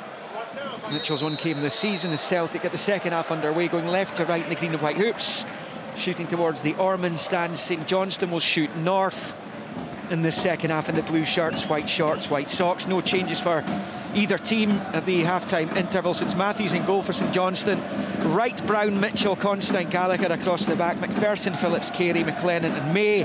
For Celtic, it's Hart in goal, Johnston, Carter, Vickers, Starfelt, Taylor, Moy, McGregor, Hatate, Jota and Maida either side of Kyogo. An own goal from Considine, Kyogo's 22nd of the season. Aaron Moy with the counter for Saints coming from Dre Wright as the flag goes up on this near side, and that's going to be a free kick to St Johnstone for offside. Have you ever run out of stats in a game, Liam? Generally you don't use them all. Why? Keep a few up your sleeves. I'm just saying, because you've had an awful lot today. It's been fantastic to listen to. I'm just glad asking, you're enjoying I'm interested. I'm glad you're enjoying it. Very much so. Free kick for St Johnstone, a couple of feet from that far side touchline. Long with the right foot into the Celtic box, comes off the head of Taylor. May on the turn, managed to get a shot at goal. Carter Vickers blocks, but can't prevent the corner. St Johnstone with the first chance of the second half. They certainly need to score the next goal in this one, as they did when they were 2-0 down. Well, this is a good opportunity for them, right at the start of the second half. And again, they've got that height and Mitchell not pushing forward. An opportunity here for Graham Carey to swing this in with the left foot. In-swinger from that right-hand side for St Johnstone, and it comes. It beats everyone, including Joe Hart, who's delighted there was nobody in behind him, and it sails behind the reverse side of the goal frame for a goal kick to the visitors, who leads 3-1. Yeah, he just needed somebody peeling around the back in that instance. Joe Hart caught under the ball. He's got a good delivery, right, hasn't he? You know, he puts the ball in with pace. Hatate's pass forwards cut out. Hasn't had his eye in really as much today. Hatate, we know how good he is. As it breaks to McGregor, side foot with the left to Moy, out to Taylor, and forward towards Hatate. He's inside the centre circle, slipping it through for Kyogo. Kyogo, first time to Maida, left hand side, pulls it across. Shot as the covering player, and it was behind the goal kick. Celtic fans felt that was a corner. Yeah, and that time Hatate, he gets himself into great positions though, in between, as I say, the lines, and that time he just slipped that ball through when he picked it up. Always looking for a forward pass too, which is good from a midfielder. The subs today for St Johnstone: Sinclair, Gordon, Crawford, Wotherspoon, Hallberg, Murphy, Bear, Rudden and O'Halloran. For Celtic, it's Bain, Haksabanovic, Abada, Turnbull, Kobayashi, Iwata, O'Reilly, Forrest. As Kyogo comes through, Matthews comes to the edge of his box to clear. Phillips gives it straight to McGregor. Celtic coming forward. St Johnstone a little bit out of position at the back. Maida down towards the corner flag, moves away from Phillips into the box. Low ball cut out by Brown. He gives it to Phillips, who tries to take it away out to that right-hand side, stepping away from a couple of Celtic players, then rolling it out for a Celtic throw-in. He was stuck in the cul-de-sac there, was Dan Phillips. He just needed May maybe to make a run down the channel a little bit so he could deliver, and he had to check back at himself and got obviously closed down with 2-3 players then. Starfelt for Celtic, out to the left-hand side for Taylor. midway inside St Johnstone territory. Greg Taylor down that left flank, rolls it forward there, and it's Hatate battling for it and losing out. St Johnstone get it away. He comes all the way through to Joe Hart, midway inside his own half. He plays it first time short to Carter Vickers. Right of the centre circle, infield to McGregor, and then to Carter Vickers. I see Nicky Clark taking his seat just below us. A couple of the players who aren't involved for St Johnstone today. Adam Montgomery, another who's on loan from Celtic. As Taylor picks up left-footed low ball forward, cut out there by Mitchell. Breaks to McGregor, out wide left for Maida. The left angle of the St Johnstone box, short ball to McGregor. McGregor under pressure from right, passes it back to Starfelt.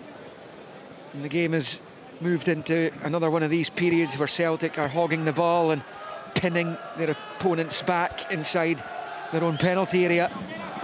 You can naturally fall quite deep when they do that. McGregor gets it from Hatate, forward to Maida. First time ball wasn't great, picked up by Trey Wright, who's now on his bike down that right hand side, driving forward. There's options in blue, moving into good areas if he can find them, but his pass is cut out by McGregor, and out for a St Johnstone throw-in level with the Celtic penalty spot over on that far side. Again, Trey Wright, an outstanding out ball for Saints. He has, he's got pace, but actually Callum McGregor did really well to kind of stay with him.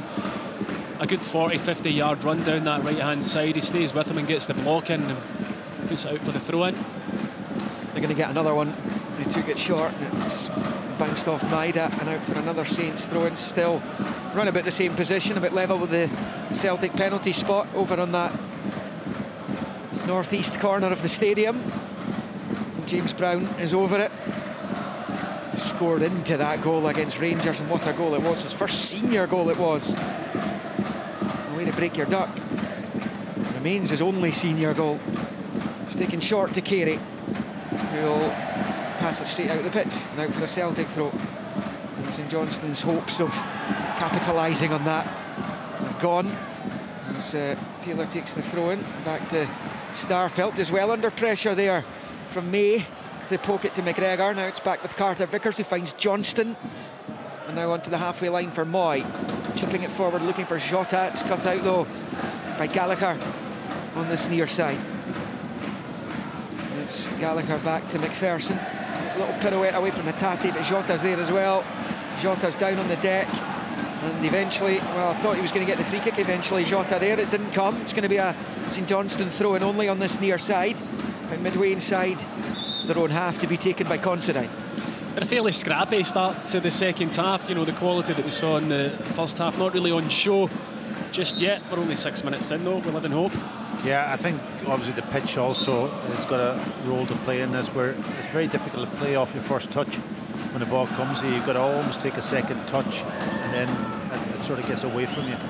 Matthews clears, and Kyogo just bounding towards him is enough to put him off, and he can only find touch. Celtic throwing over on the far side, taken by Taylor to Starfelt, back to Taylor, back to Starfelt, across the halfway line for McGregor. He stabs it to the left for Taylor. Low ball looking for Hatate, cut out by McPherson, breaks to Brown, and out that far side it's Wright.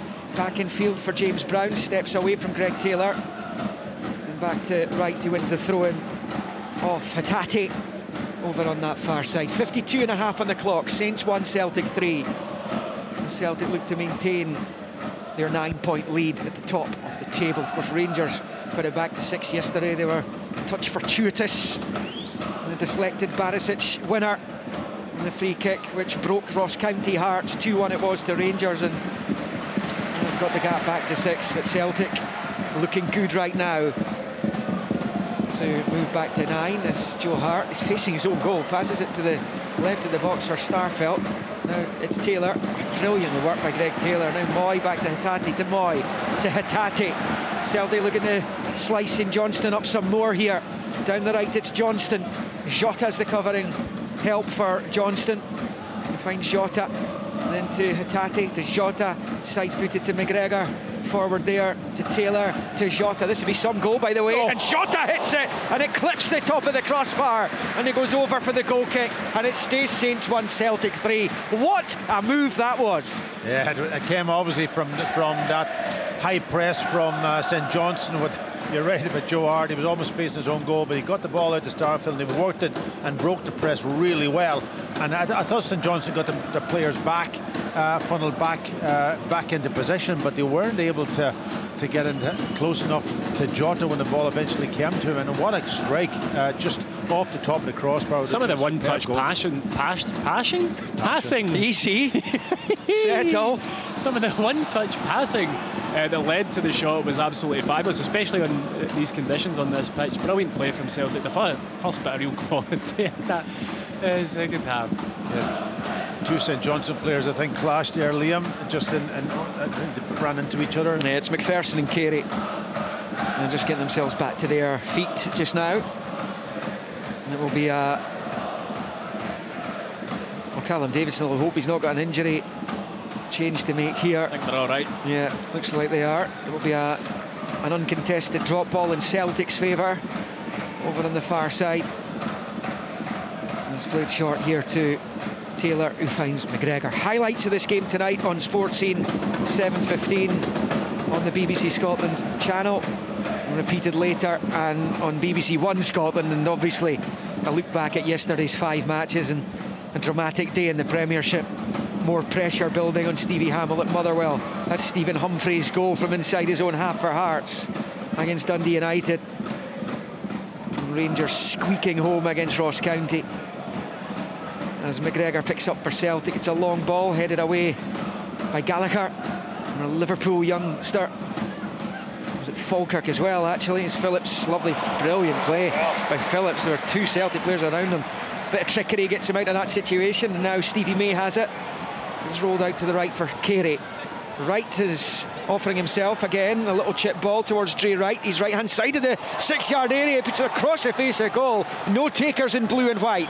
Breaks to McLennan, left hand side of the Celtic box, level with the 18. Low ball in field to Phillips, can't resist the shot, it's scuffed, and it's a comfortable take for Joe Hart. Applause though from the St Johnstone manager, because that's excellent play by St Johnstone, and once again Dre Wright at the heart of it. 56 played, Saints 1, Celtic 3. Yeah, it was probably their best move of the match. Really good football from them. The scoot ball again from Graham Carey, this time over the top, and it flashed across the face. Nobody in the centre of the 6-yard box to get on the end of it. McLennan just arriving a wee touch late at the back post, but yeah, that was probably definitely their best move of the match. Again though, just nobody to put the final piece of the jigsaw together. You never mentioned the great work by Phillips in the middle of the pitch. Lovely, Wonderful skill, yeah. And Starfelt turning away from Carey into the centre circle for Taylor in the St Johnstone half. He's eating up the yards ahead of him, then checks, passes it to his left for Hatate. His attempted pass towards Maida's cut out by Brown. Breaks back to Celtic though with McGregor to Starfelt and out to the left for Hatate. Hatate square from McGregor. Back it goes to Hatate. To Taylor and then to Maida. Maida level with the edge of the D of the St Johnstone box for Taylor, but it goes out of play as it breaks down. There'll be a St Johnstone throw-in on the far side. And again, this has been a decent performance by St Johnstone. They are holding firm against Celtic, but those 3 breaches in the first half are sending them on their way to a 5th successive home defeat here. Maybe with just 1 win in 9 for them. They are, like a couple of other clubs, looking up the way rather than over their shoulders. Of course, St Johnstone survived via the Premiership playoff final last season. They got past Cali Thistle to maintain their, at the time, 13-year stay here. This is year 14 since coming up under McInnes and Docherty all those years ago. They've been in the top 6 7 times in those 13 seasons. Coming into this one, McLennan puts it out for a throw-in on this near side for Celtic, and they're beyond the midway point of the Saints half, and Alistair Johnston over it as they attack the goal to the right. 3-1 Celtic lead on 58. as it's bowled back to Carter Vickers, who plays it into the centre circle for Starfelt, who then turns it out to Taylor left of the centre circle. Infield for McGregor, who squares it for Carter Vickers. Jota coming from an offside position, but it's played to Moy instead, chips it towards goal, too close to the near post, and that allows Remy Matthews to hold on with both gloves, and it stays St Johnstone 1, Celtic 3. Yeah, it was a good run from Moy into that sort of almost inside right channel between the centre half and the full back. Couldn't wrap his foot around it because Keogh had made a good run to that near post, and it was only just about a matter of getting it in there, but he just couldn't wrap his foot, and it went to the goalkeeper. Pressure off St Johnstone. This is Ange Postecoglou's 95th game in charge at Celtic. His 100th is scheduled to be their home game against Hearts on the 8th of March. As Stevie May drives down this left-hand side, well defended by Johnstone, who gets the bonus of playing it back off May, and out for a Celtic throw-in down on this near side. Yeah, this is probably getting to the stage now where the substitutions will be coming off that bench. I see a few of them Celtic. Yeah, they've maybe not just got the same zest as they had in the first half. Celtic, I'd imagine, yeah, you could be right, a couple of changes, freshen things up. Here's Hatate latching on to a Mitchell header that was loose. Maida chasing, rights there though, and he gets it back to Matthews. Not just his goal, he's been St Johnstone's top man today. Dre Wright has looked a threat, but he's defended well when he's had to as well, and he's not necessarily a defender. His first spell here and his time at Hibs, though he wasn't always in the team, he's an attacking player. As Jota picks up on the near side, trying to twist and turn, he gets the cross in, and it's headed behind for the corner by Mitchell into the Ormond stand, and it's a Celtic corner kick. They lead 3-1. We've played an hour in Perth. Fabulous ball in from Jota. Quick corner taken. Yep, here's Moy back to Jota. And now McGregor at the right angle of the box.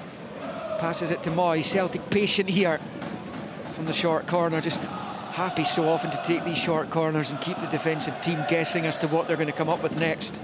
Keep them pinned back. As the ball comes from the right-hand side corner out to the left for Maida, driving at Gallagher. Plays it right across, and the goalkeeper, I think, might have got a little touch on that to force it out to this near side of the penalty area where Dre Wright meets it and passes it infield to May, who goes back to right, who clears. It stays 3-1 Celtic. Yeah, again, Maida using that pace of his and power to get past Wright in this occasion and drilled it across. I think the goalkeeper did well, actually, because he had covered the space, and he may have got a touch on it just to take it away from everybody. Here's Phillips up the other end for St Johnstone. His pass towards Carey comes off May. That might be a happy accident, actually, because it took the power out of the pass. I'm not sure Carey was getting onto it otherwise. It's Carey down this left-hand side, hangs the ball to the back post. Nobody in blue and white there. Greg Taylor's there in green and white, and he comes away with it down that left-hand side. Got himself into a promising position there, Graham Carey.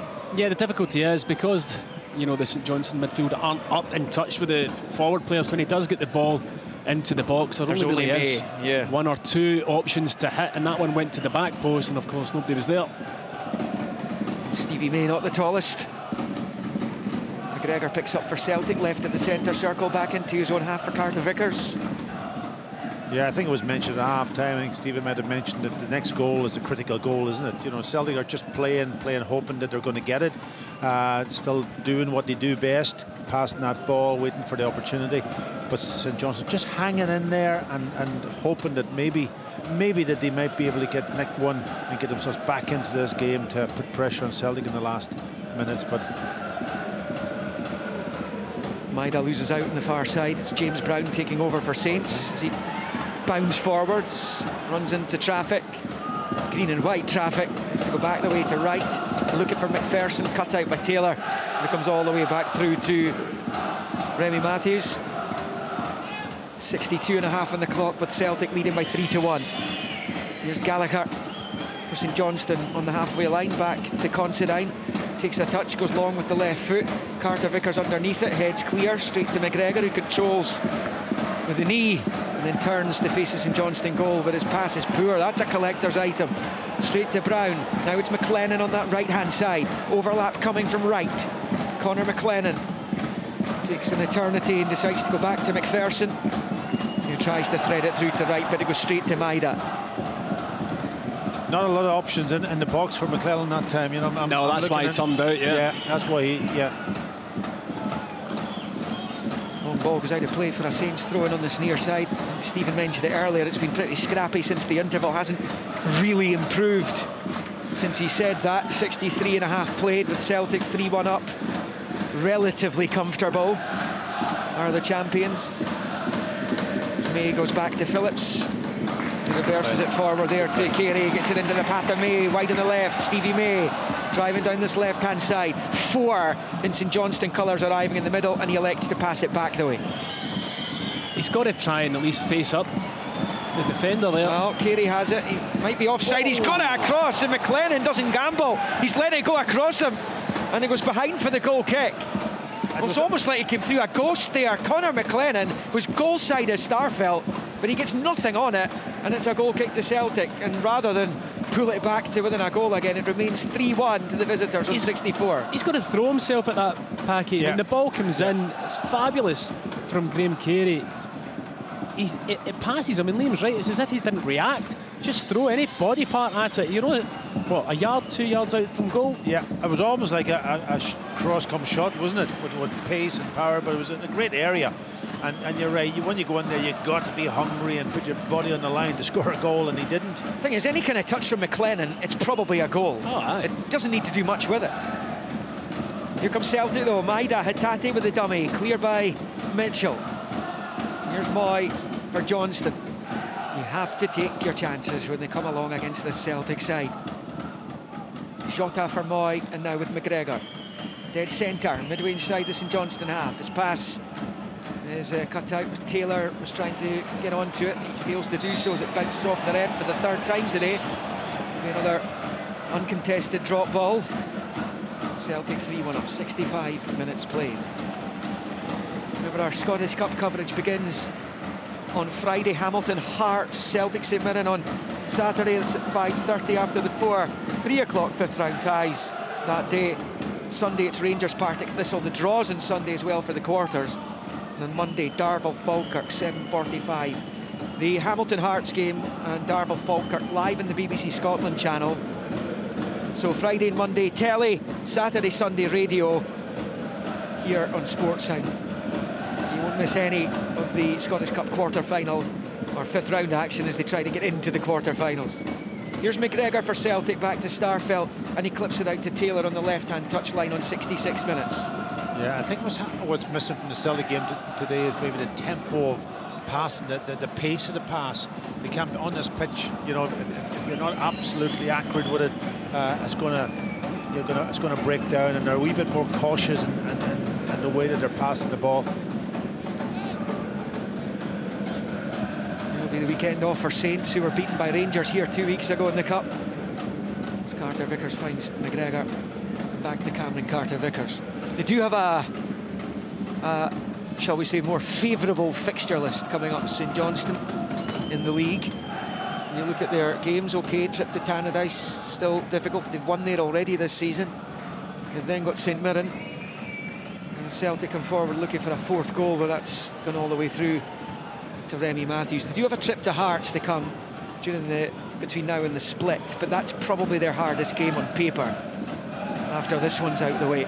So no more games against Celtic or Rangers before the split for St Johnstone.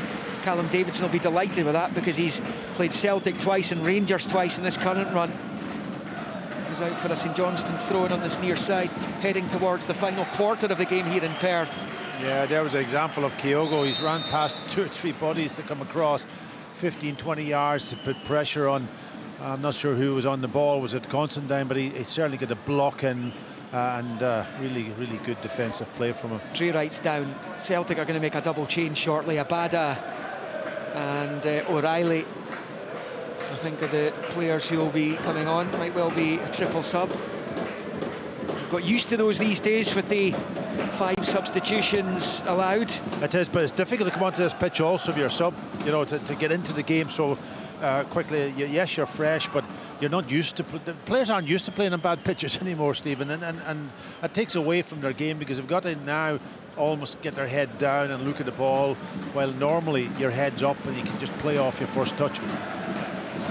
this pitch always seems to have problems. Doesn't matter how hard they work on it, and they work very hard on it.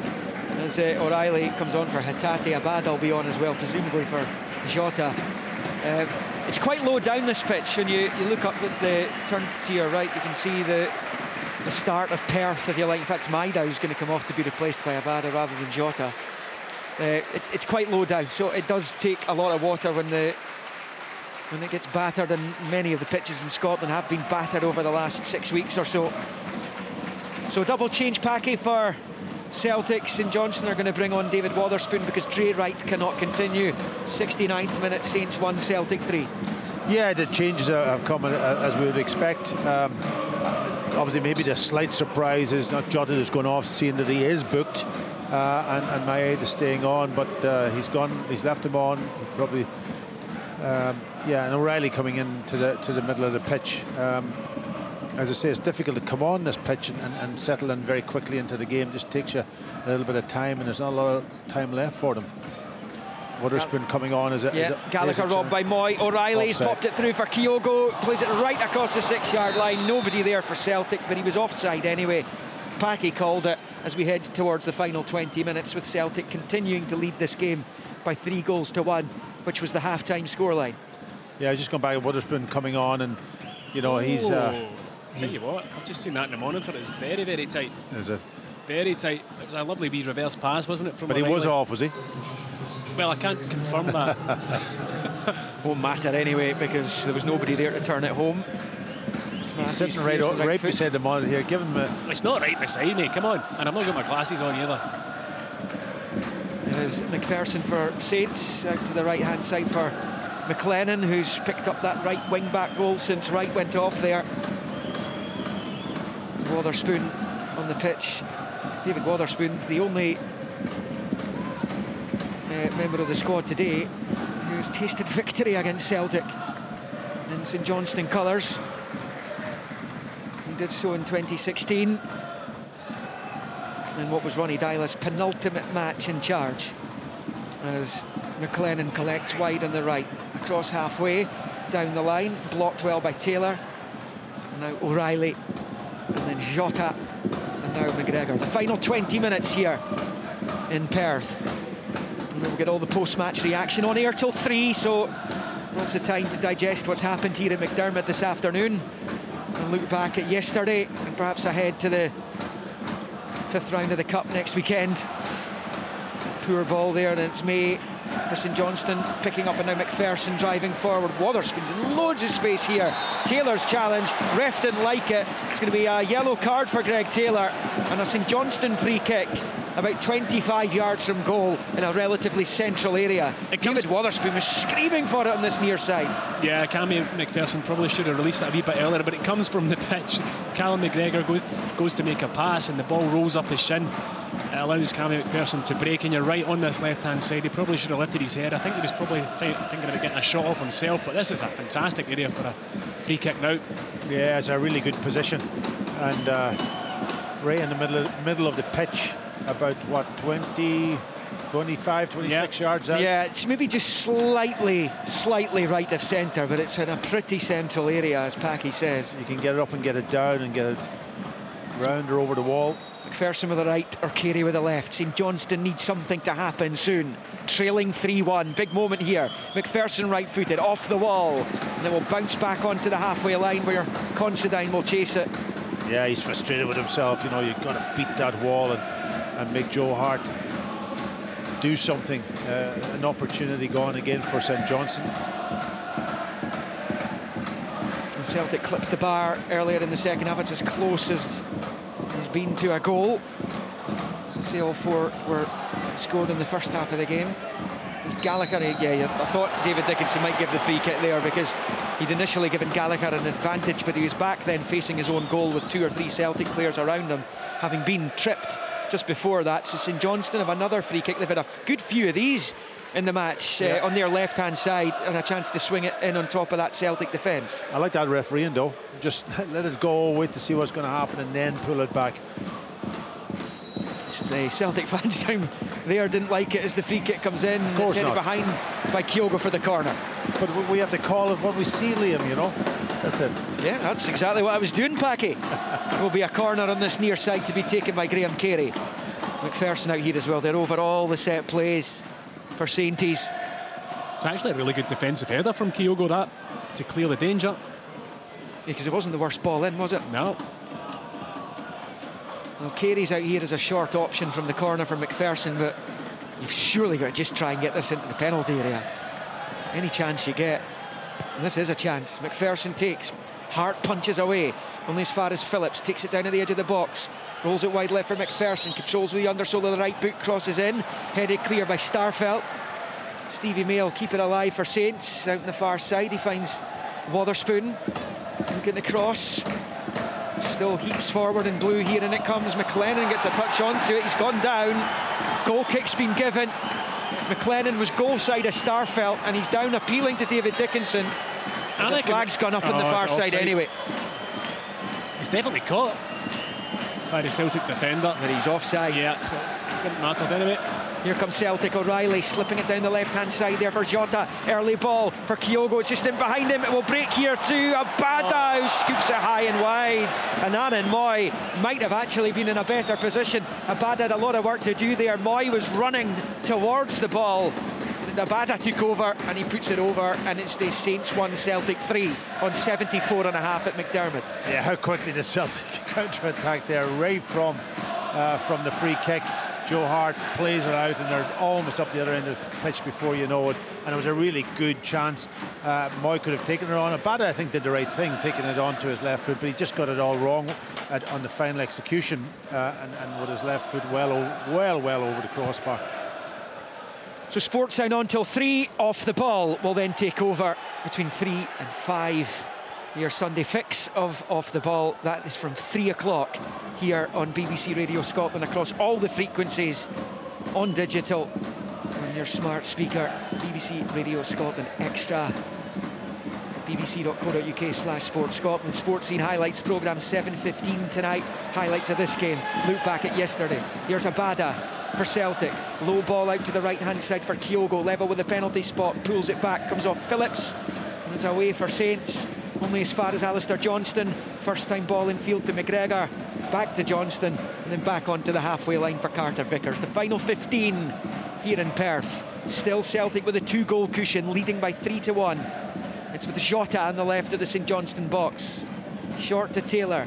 Back to Jota. Infield to McGregor. It goes back to the Portuguese, who finds Starfelt. Jota again.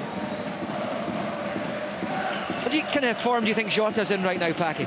Well, he obviously went through a rough time for a period. He was injured, he was out, and then he came back and he struggled. But I thought he was getting back to his best in the last couple of weeks. He was getting back sharper.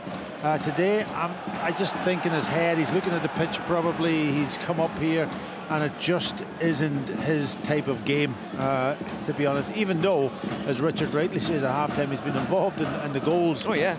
And that, but he's got that quality. But you can see with his body language slightly today that he's not as maybe sharp as he normally is. More changes afoot for Celtic. David Turnbull, Oh Hyun-gyu are going to be on forthwith as Moy smashes it forward to Abada, who's in behind Gallagher. Early ball's poor, straight at Matthews. Low ball was required for Kyogo or Jota, probably Kyogo, who popped up on the 6-yard line. Well, it's a fabulous pass from Aaron Moy again down this right hand side. Good movement from Abada just when he wants that bit of composure, settle himself, pick out the run in the centre of the box. Again, you can probably look at the pitch a wee bit. It does sit up as he goes to hit it, but straight into the arms of Remy Matthews. Yeah, he's Aaron Moy, he's heading towards the veteran stage of his career. 32, 33, and his next birthday is St Johnstone. Wait to make a couple of changes. Hallberg and Zach Rudden's going to get his debut on loan from Dundee. As Jota's fouled on the far side, that's going to be a free kick for Celtic and a yellow card for Conor McLennan, who with the best will in the world is not a defender. So the changes will be made, and will be Saints to make their 2 first, and May who has the armband this afternoon, is going to come off. He doesn't know it yet. He's not seen it yet. He does now. Yeah, he has, yeah. So on will come Zach Rudden. It's a big move this for Zach Rudden in terms of his career. We know he can score goals in the lower leagues, most notably probably in that spell at Falkirk. And he's going to come on to replace May. Melker Hallberg will come on to replace Phillips in St Johnstone's double change. And Hallberg, I think, has got the captain's armband as well from May. Liam Gordon listed amongst the subs today. I can only imagine he's not fully fit. The Celtic changes, Kyogo off, Oh Hyun-gyu comes on to replace him, and Turnbull will replace Aaron Moy. He gets a special cheer from the Celtic supporters again, and little wonder, because we are very much seeing the best of Aaron Moy these days. Almost on 79, Saints 1, Celtic 3. There's no question that it's a twofold improvement for Aaron Moy. It's the fact that he's at full fitness, and the fact he had a terrific World Cup with Australia, and I think that's made a massive difference in terms of his positive mental attitude. As Celtic pick up with O'Reilly, rolls it to the left of the box for Jota, chops back onto the right, rolls it to O'Reilly, breaks back Jota's way, up against Brown, looking for some space to cross. Brown wrestles him off the ball, and it's well defended by St Johnstone. And it really has been moments of quality that have given Celtic a 3-1 lead here, because this is far from the worst performance that's been put up against the champions this season. Yeah, I think they've done well. St Johnstone today. They'll be disappointed not to get maybe even a second goal to give them something to really push for in this final period. Here's another good bit of play down the right hand side. McLaren down the right hand side gets the early ball back, almost found Hallberg. Really important touch by Starfelt, who somehow on the way down has managed to flick the header back towards his own goalkeeper, and Hart holds on. Saints 1, Celtic 3, moving in towards the final 10 minutes of the 90 here in Perth. It's another good attack. Really good build-up play from St Johnstone down the right-hand side this time. The ball comes in, but as we've said so often this afternoon, when the ball does come into the box, there's not a St Johnstone player on the end of it, and that has been their kind of biggest problem this afternoon. They've got into good areas, good positions, but ultimately when you need somebody to pull the trigger, there's been nobody there.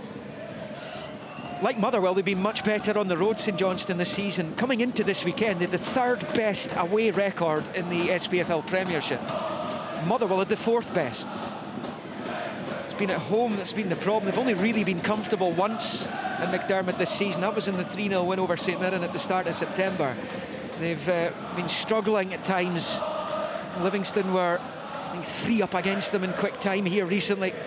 Yeah, but I don't see a lot wrong with St Johnstone. I think they've got a decent squad now this year.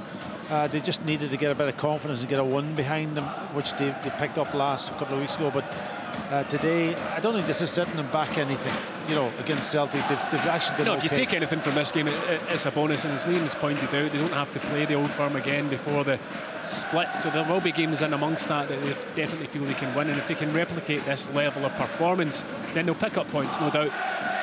Their pitch might be their biggest barrier at the moment, the way it is, because it's not easy to play out there. It's not helping them either, is it? Yeah. No.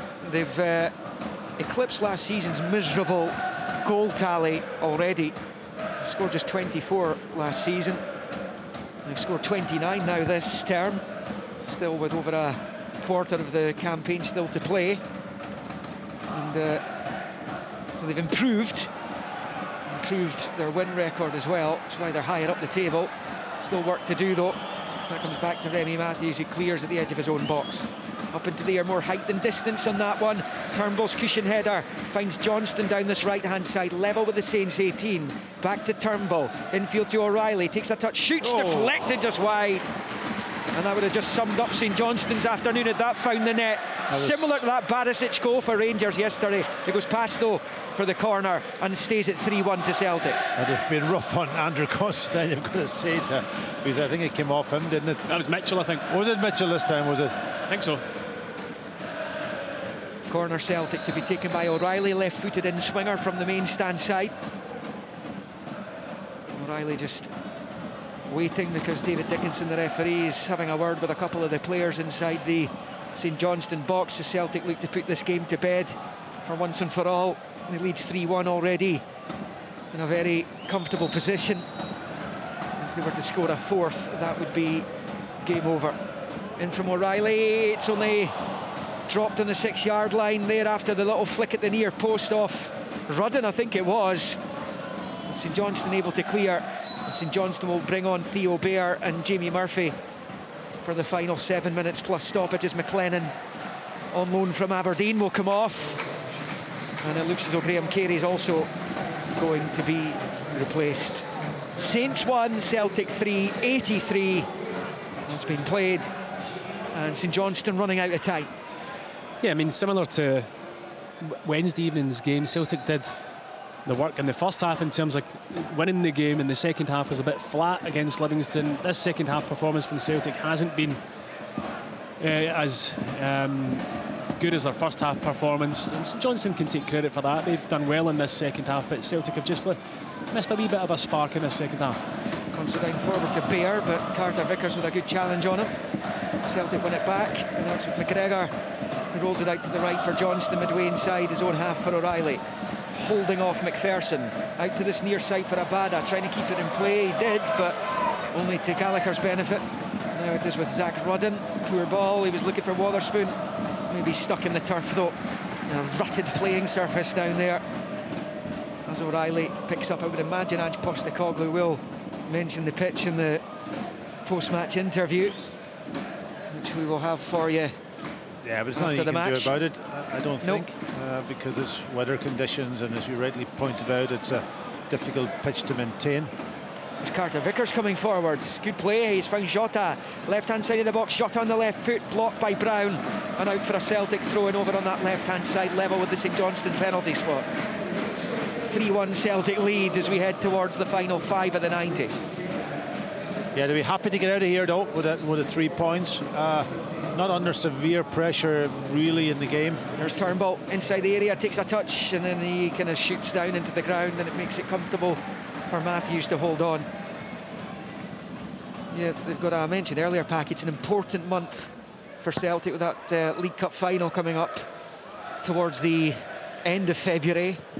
They've got the cup tie against St Mirren next weekend, then they host Aberdeen before that League Cup final. Yeah, I think all games now is a countdown, isn't it, really? And you want to just keep the momentum going. 3 points for keep putting them, tallying them up, and getting closer to that critical line to get over. And yeah, here's Murphy for St Johnstone though, gets his cross in, beaten away by Hart inside the 6-yard box, and out for a throw into St Johnstone, who have come with a threat today. As Celtic bring on Sead Haksabanovic for Jota. It's a good ball in from Murphy. I think Joe Hart just getting a fingertip to it, but on that occasion they did have numbers in the box. Bair and Rudden were there. Joe Hart deflecting the cross, taking the danger away. Jota takes his leave of absence by walking over the byline, and Haksabanovic races on down below us. We're in the closing stages here now. Celtic leading 3-1. Considine OG. Kyogo made it 2-0. Wright pulled St Johnstone back into it before Aaron Moy, 13 minutes later, restored the 2-goal advantage. And it's been like that since the 38th minute.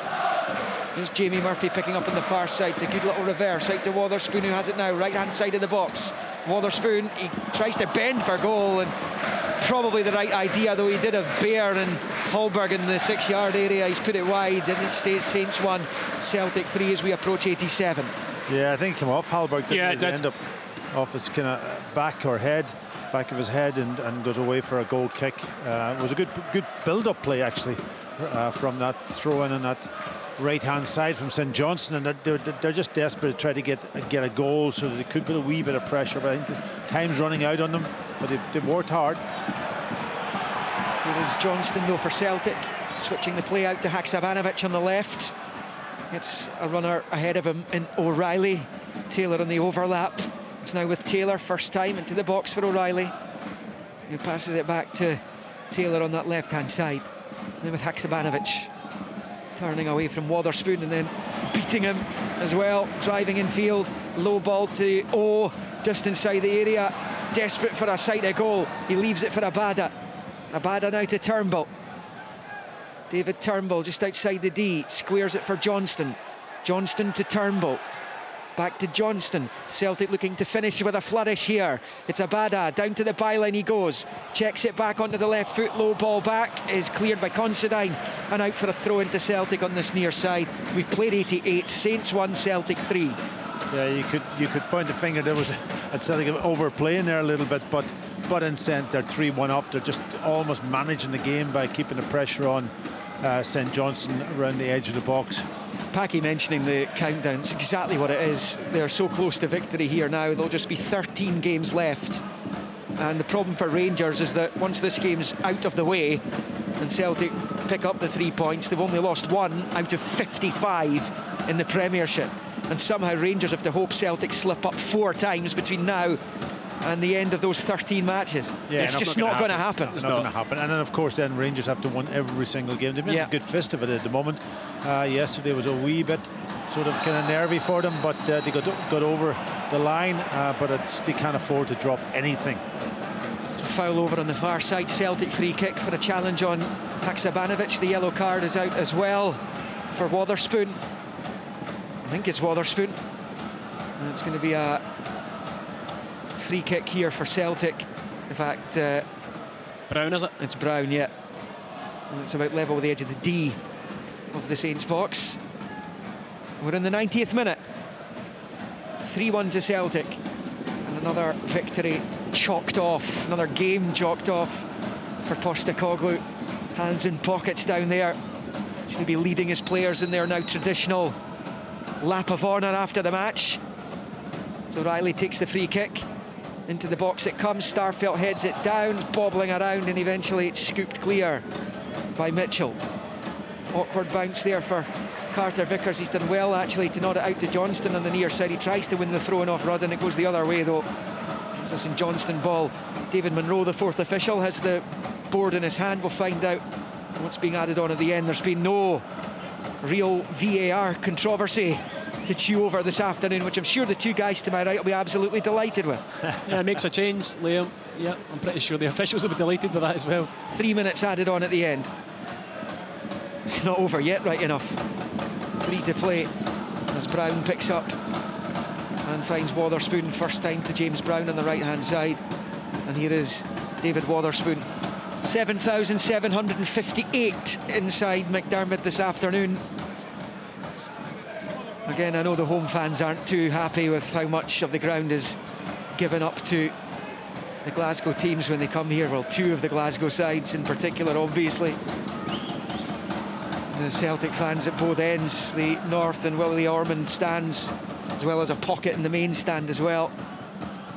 As Johnstone picks up, we're in the first then of 3 minutes of injury time at the end of the match. In fact, we're approaching the end of the first of those 3 minutes. Still 3-1 to Celtic, and it's Johnstone who plays it forward here. It's a lovely spin by Ohyungu, who goes down to the edge of the box. Considine was the covering player. This will be red. Yep, Considine's off. It's the foul in the edge of the area. Ohyungu was in on goal.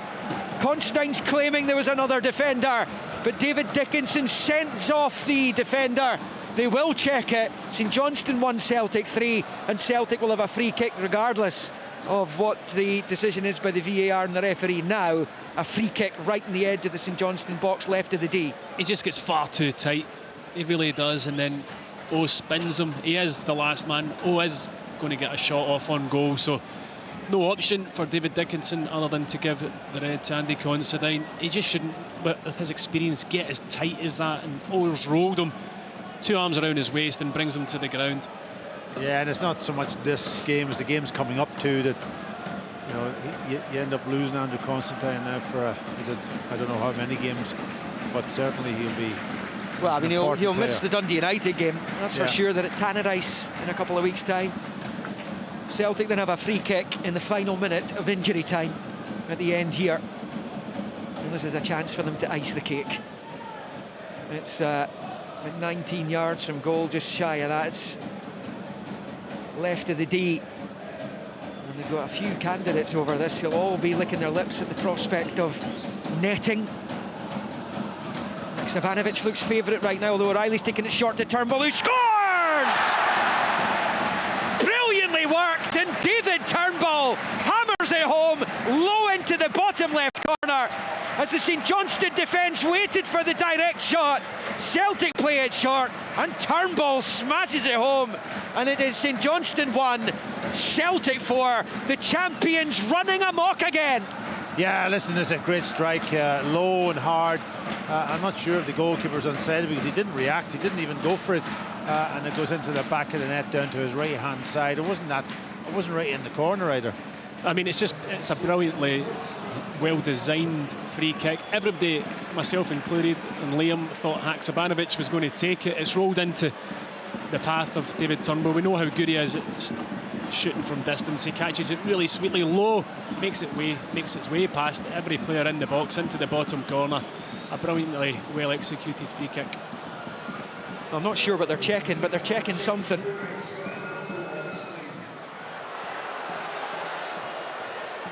Is there a Celtic player in the line of the keeper? Well, I thought position? There must have been some sort of situation happening. Whether that's going to take away from the goal, I would be if he's standing in an offside position. Yeah. Because the goalkeeper didn't react the way that I would normally expect him to react from a shot from that distance.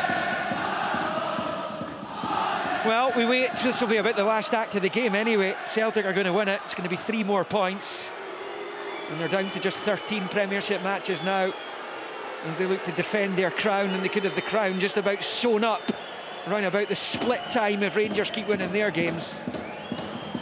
We'll wait and see. Those two go head to head at the start of April at Celtic Park. It could be all but done by then if it isn't already. The scoreboard off to our left says 4-1. We are still waiting to see if Turnbull's goal will count officially.